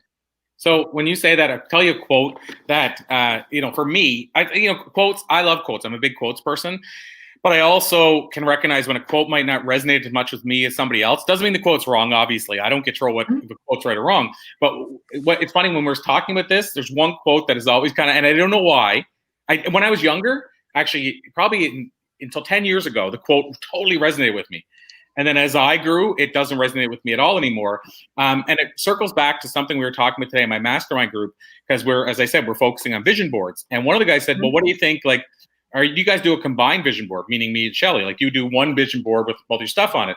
And I said, no. I said, we might look at doing that, but if we do, I still need a separate vision board. And I said, when we do our vision board, though, we talk it through together. So she said, yeah, he stole stuff that was supposed to go in mine and put it in, because it's a group goal. But the point is, I would never want to be just one vision board, her and I, because we're separate entities as well. Mm-hmm. And yes, we can do stuff together. And yes, I might have it on there together that we're doing as a couple, but I still need to be an individual, and so does she. And I think that's why we thrive. And the point of the quote that I struggle with, and it's brought up sort of by what Elise mentioned as well, where people say this about the other half, is that quote that says, don't search for someone you can live with, search for someone you can't live without. But I struggle with that quote, because I don't think you should think I can't live with a person. Exactly. That's giving away your power. Oh, absolutely.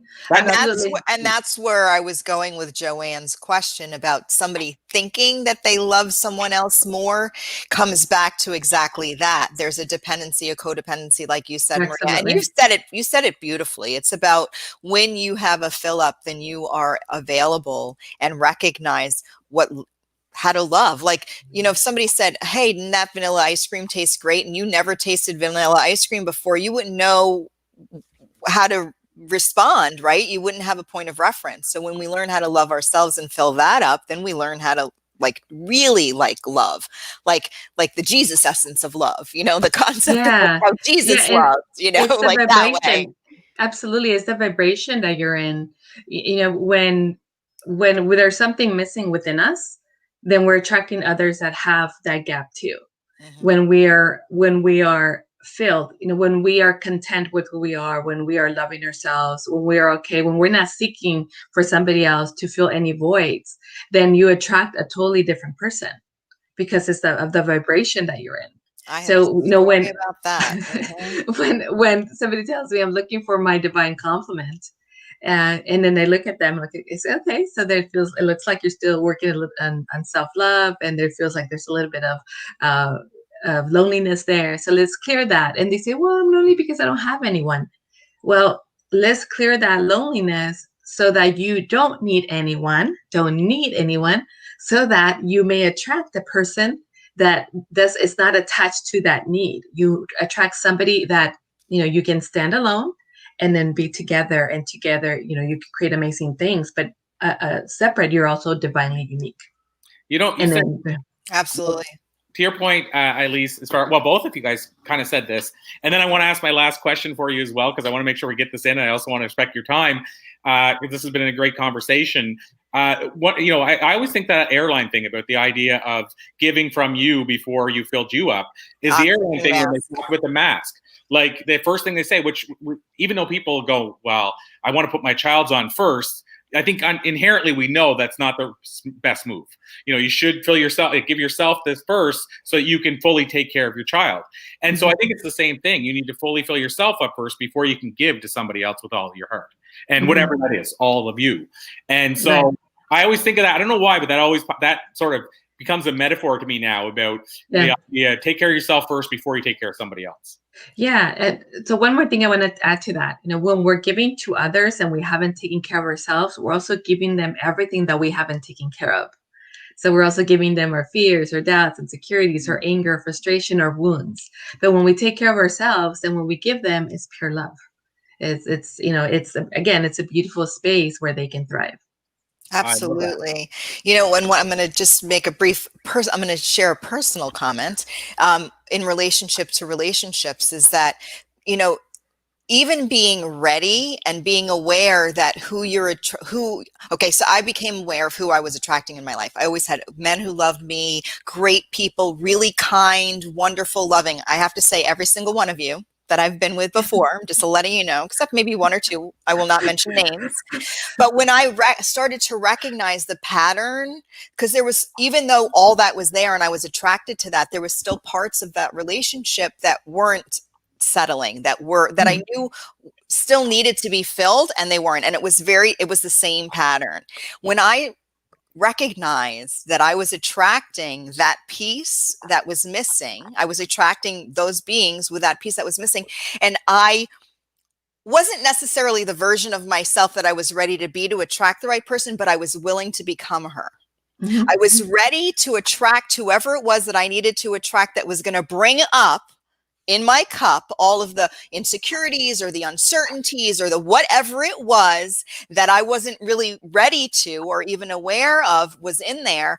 That person showed up, and boy, and I'm with him now, and boy, does he bring it up. But I was ready. So sometimes just being ready, absolutely, to attract the person, knowing that you're in for a ride. I'm going to be in for a ride, because I know there's stuff in there that these other versions of these people that I attracted were not bringing up, because I wasn't ready for it to come up. So just being ready to have it come up, and then sit back and be like, okay, I invited this ride, but then it comes up and you get to address it and say, oh, hey, absolutely, I knew you were in there and I wasn't really ready. And so I just wanted to share that, because it does happen. And even just being ready and aware that the versions of the beings that you're attracting, you notice the pattern of what you don't like and what's not working, and just be ready to accept that version of within you, and be open to attract the person that's going to bring that up for you. And then you'll become that equal. Does that make sense? Because it does. It was that aha moment. I'm like, I know that there's some stuff in there that I just haven't had to deal with because of who I've been attracting, but now I'm ready. Yeah, I totally understand that. Sometimes the comment that I get is, oh, I don't want to meet anybody right now. I don't want to waste my time. What if they're not the right one? And the answer to that is, whoever comes into your field, whoever you meet, they're there for a reason. They're showing you, or they're teaching you something about yourself, so that you can step into the next best version of yourself and be who you're meant to be, whether it's for that person or whether it's for somebody else. But everything is a lesson, everything is a learning. So I would say, go with it. Just, experience it, be with it, instead of being 1 foot in and 1 foot out because we fear, oh, he's not the one or she's not the one, so I'm just not going to be all in. Well, you're already sabotaging yourself, and you're missing out on the experience and the lesson and learning from that. So if you do without, I'm going to be great regardless whether this person is it or not. There's something amazing that I'm learning from this. I'm just going to have fun with it. Then the experience is totally different. Exactly. And those triggers do come up, and you do become a better person because they were meant to. Oh, I learned that this is not the person that I want to attract, or I learned that, when I get this type of person, this is the way I react, or these are the things that come up in me that I can now work through. Totally. Yep, been there. So I just wanted to share that it works. And when you make that decision and stop blaming the other person for not being the version of them that you want them to be, recognize maybe there's a version of me that I have an opportunity to become. a great quote, at least you might remember this. It was from Alana Pratt, who spoke at the same event as you in San Diego. And then, Maria, I promise I'm going to come back with my final question, which is part of the question, how we connect and learn more. But just to what you're saying, I don't know why it brought this quote up to me. And I shared this recently because it really was so powerful to me. But Alana said, we need to stop trying to find the one, and we need to start becoming the one. Right. And I feel like that summarizes that up totally. Like, we need to stop saying, and it goes back to what you said earlier, Maria, 100%. Like, you need to stop saying, I'll be complete when I find this person, and be complete so that you can be better for that person when you do come across them. Exactly. My last question is a double part question, because one is simply the final question of how we can connect with you and learn more. But the question tied to that I want to ask you, because I in our mastermind as well today came up, somebody said, well, I love all the stuff we're doing, but how do I actually, what do I do? Like, how do I take the first step, or how do I make sure I'm actually doing this? You know, so we talk strategy, like, does he have a thing that, like, I use a day timer for Brendan Burchard. And if I write the stuff down, it gets done. If I don't, it doesn't. Simple as that. That's my system. But I understand his point. He said, like, there's so much stuff I could be doing, but there's so much stuff I could be doing. So how do I make sure I do one thing or take the right step? And so is there a place you'd say to people that they should start? And then how do they make sure they continue with it? And I know that's a massive question. And then I'll ask you two questions separately. Then how can we connect with you and learn more is the final question. Yeah, you know, your answer to that, like how you do it, that's the answer to being disciplined, right? You create a discipline for yourself, or you create a practice for yourself. If you have no practice, no discipline that you're following, then you're waking up in the morning, you're like, oh, so what I do, and then there's no direction. So if you have a plan, so for me, I have a schedule. You can kind of see it here. It's right there. It's kind of right there. I have actually 3 schedules for all of my kids, and then I have my schedule. So we create a schedule, right? We create a schedule where you're filling your day up with not necessarily things that you're doing, but important things that are going to shift your life, or important things that are going to get you closer to what your big vision, enterprise dream is. And then you every day you try to accomplish at least one thing from that. For me, I try to do at least 3 things. I do the same thing for my kids, for them. Like, what are you going to, they have homework. Let's do X, Y, and Z homework today. And then, then we're good. Then we have all this free time. So when you create a discipline for yourself, a practice for yourself, then you're also honoring who you are, the gifts that you are, the worth, the value within you. When you don't have a discipline or a practice, then you're not recognizing your value, and others are not recognizing your value either. Your dreams are out there, but you're not putting them intentionally into your vibration, because they're out here. Instead of every day I think about them, every day I take the one step, every day I'm doing the next thing that I'm doing. So having a plan, having a practice, for instance, everybody has their own practice that they do in the morning. So for me, it's meditation, and then asking those questions. Sometimes I ask, what's the message for me? From sources, I do a lot of channeling. I ask, what is the intention for today? What can I share with my audience or my tribe today? What do we need to know to help us move forward and move into alignment, into our greatest self, or into our divine self, or to be, in that place of happiness, joy, freedom, and peace. And then I get my downloads. So I have that practice, my meditation. So that is my me time, my meditation, asking those questions. And then it's, what's the bigger picture? Then it's, okay, so what's on my schedule for today? I don't use any type of plan that works, for some people. For me, it's just writing it down, because I get so many different ideas. I want to make sure they're in the right place, and then they shift. The importance kind of shifts.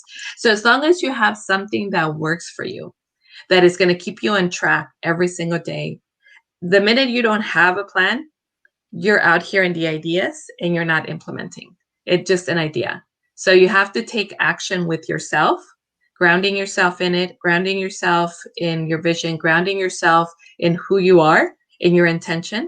And when you do that, you'll find that more possibilities come through. You're accessing more of your potential, especially if you're spending that time within yourself, whether it's through meditation, whether it's through prayer, whether it's through mantras, or whether it's just sitting within and then journaling what comes through.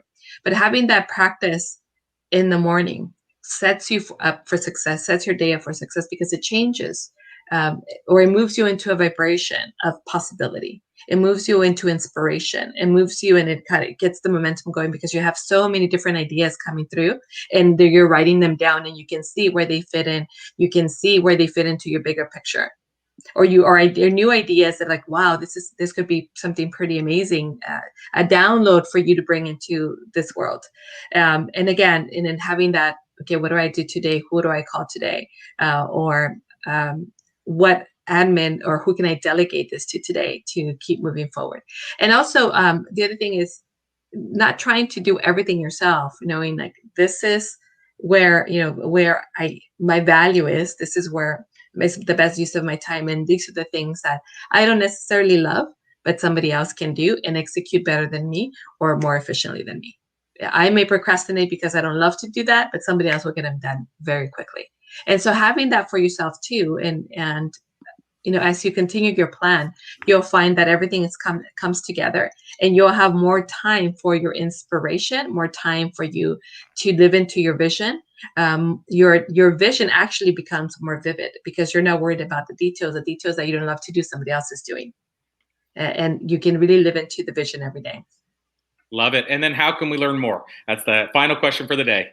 How can we connect with you? Do you have a hub, or where would you send people? Yes. So you can connect with me at 360prosperity.com. You can also, if you have any questions, I have different programs coming up right now.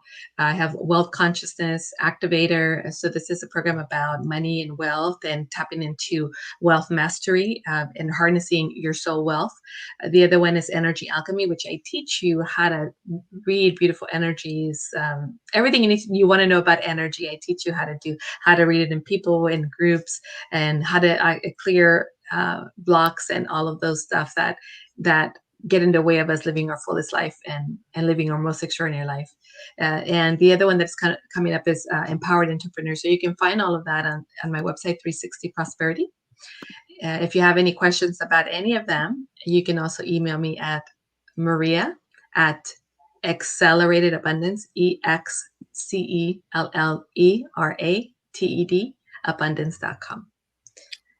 And then I'd welcome Corey to put that into the comments, or Maria, you can even hop into the group and put that in the comments. So when somebody goes to watch the replay, they will see your information right there. Thank you.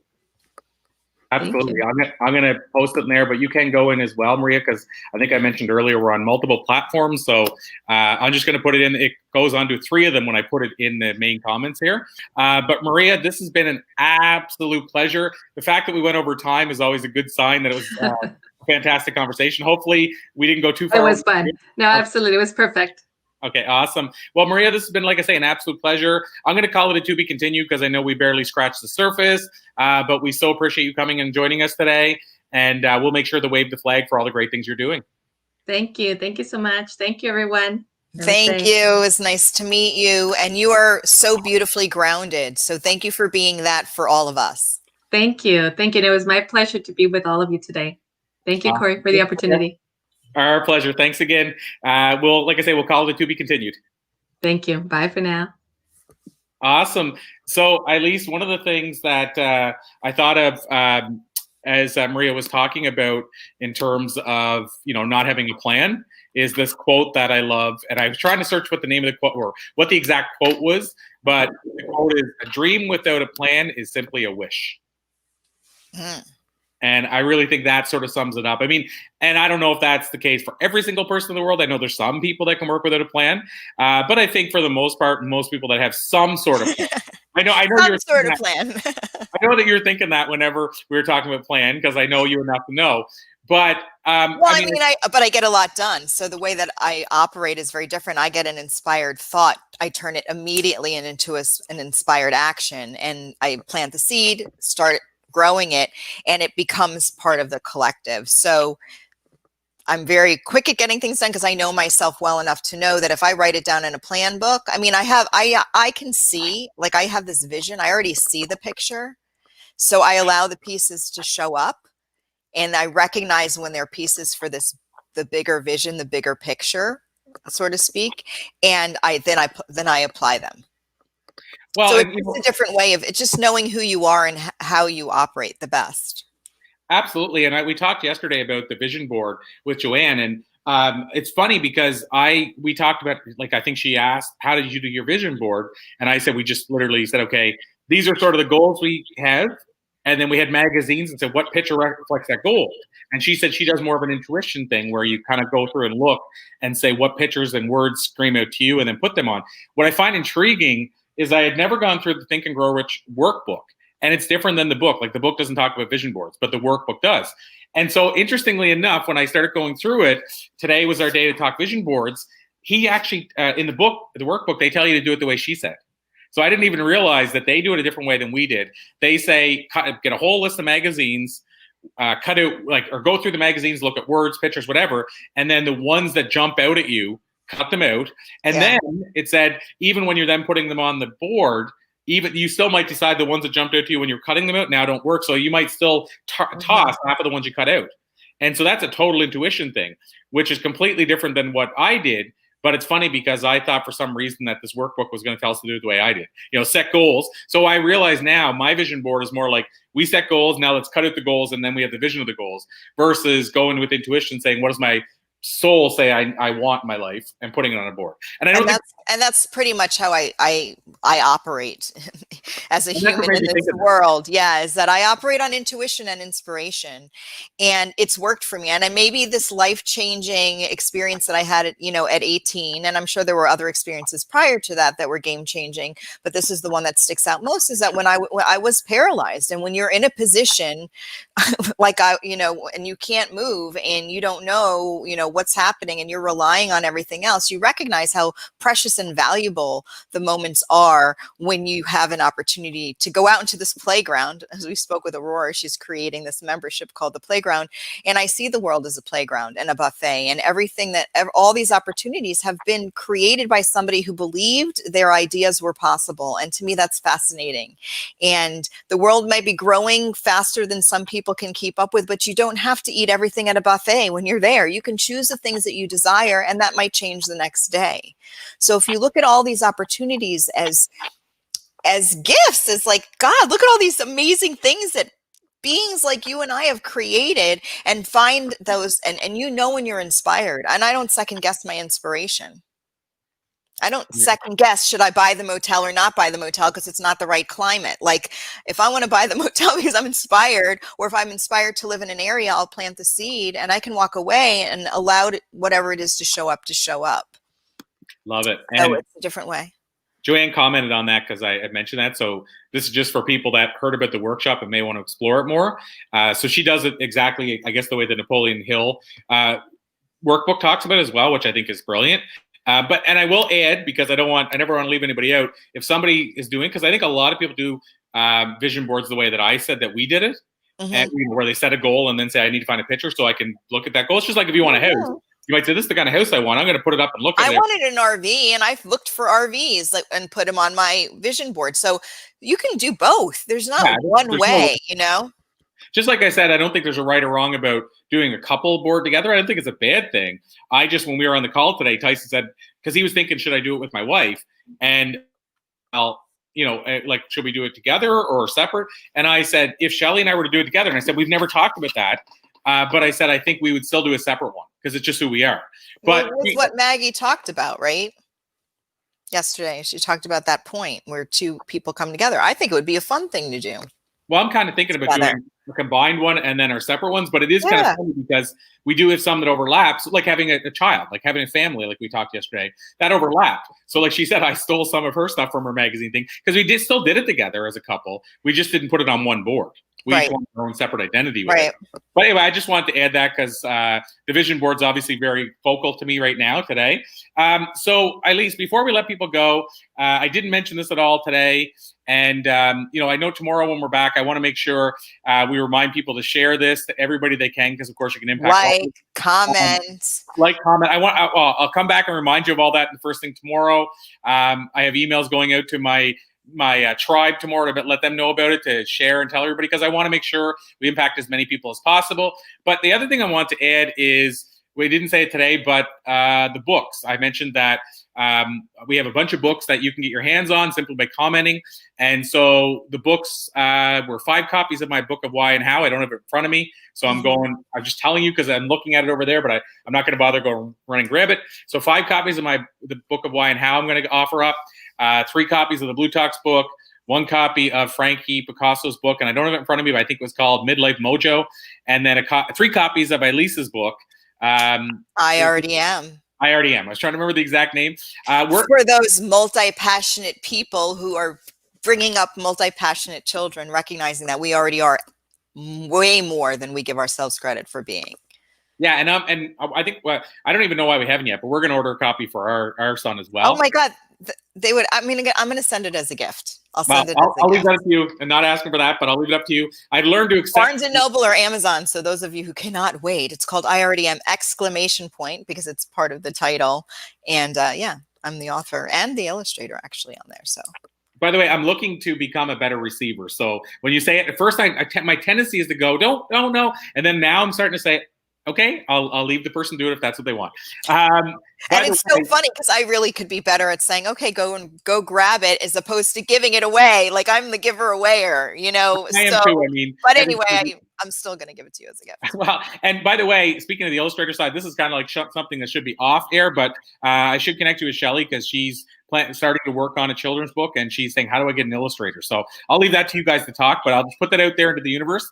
But at least, can you tell people how they can connect with you and learn more, just as we close things off? And I'll just add the one thing, if you want to learn more about Blue Talks, I say it each time, go to bluetalks.com, the same as you see up here in the screen. I know we're horrible doing this thing. There we go. Go bluetalks.com and you'll find everything about Blue Talks. So I leave it to you to say final words and how can people connect with you? Yeah, you could find me at eliserothman.com or Flip Your Script with Elise on Facebook. Really, you could find me at the Blue Talks Flip Your Script Experience group. If you just hop on there, if you're watching on another platform right now, just go over to Facebook, go to the Blue Talks Flip Your Script Experience group, and I'm one of the admins, so you can find me there. You could also go to eliserothman.com, and I have a free download on how you can start to flip your script, use mind seeds, and grow a rich, abundant life that you love. So that's a really good place to start as well. And gosh, I'm all over this page. I don't know where else I'm all over because you're sharing it everywhere. But every Friday, too, when we're not doing this 1 week event, I try every week to get on to those Flip Your Script Fridays and bring on special guests and help have them share their seeds of success, wisdom, and perspectives that you can plant in your life and in your fertile mind to grow a life that you not only love, but are you ready for this? Here's the key, Corey, that you love yourself in. Because growing a life that you think you love and you're not digging yourself in it, forget it. So I help you flip your script, recognize that you're of value, show you that you can love yourself on the way to becoming. And I think that that's a very different approach. You know, we all think that we have to reach a certain goal or a certain weight or accomplish something before we give ourselves permission to love ourselves or to feel okay or know we're okay or feel content or happy in our own lives. And I help you do that. So on your way towards wherever you're going, you're going to dig yourself in that on the journey. Because what's better than digging yourself on the journey, right? Instead of putting yourself in the back seat and waiting till you get there to allow yourself to enjoy it. 100%, my friend. Yeah. Awesome stuff. Well, this has been, as always, an absolute pleasure. We'll be back tomorrow at 12 o'clock. So I'm looking at right now, it's 12 to 3:15 tomorrow. So it's a full day. We have 4 guests. Absolutely. Yeah. So 4 guests tomorrow. Join us, as Eileen said, 12 to 3:15. Is it 12? Yeah, 12 to 3:15. And so, yeah, we have 4 amazing guests. I'll share some details. I'll actually, first thing tomorrow morning, I'm going to put I know you usually do as well, but I'm going to put the image of who all is up tomorrow. I'll just do it after here, just so people can already see it. And if you want to do it again tomorrow, you can do it as well. And I'll also do it on all the other places that we're at as well. And so come join us tomorrow. More great things are going to happen, more opportunities to get your name in for the book if you haven't put it out there already, and share. But we'll remind you of all that stuff tomorrow as well. And just remember that anything is possible as soon as you believe it is. Fitting words to finish things off. Thanks, everyone. Thanks, Elise. Always an absolute pleasure. See you here tomorrow. See ya.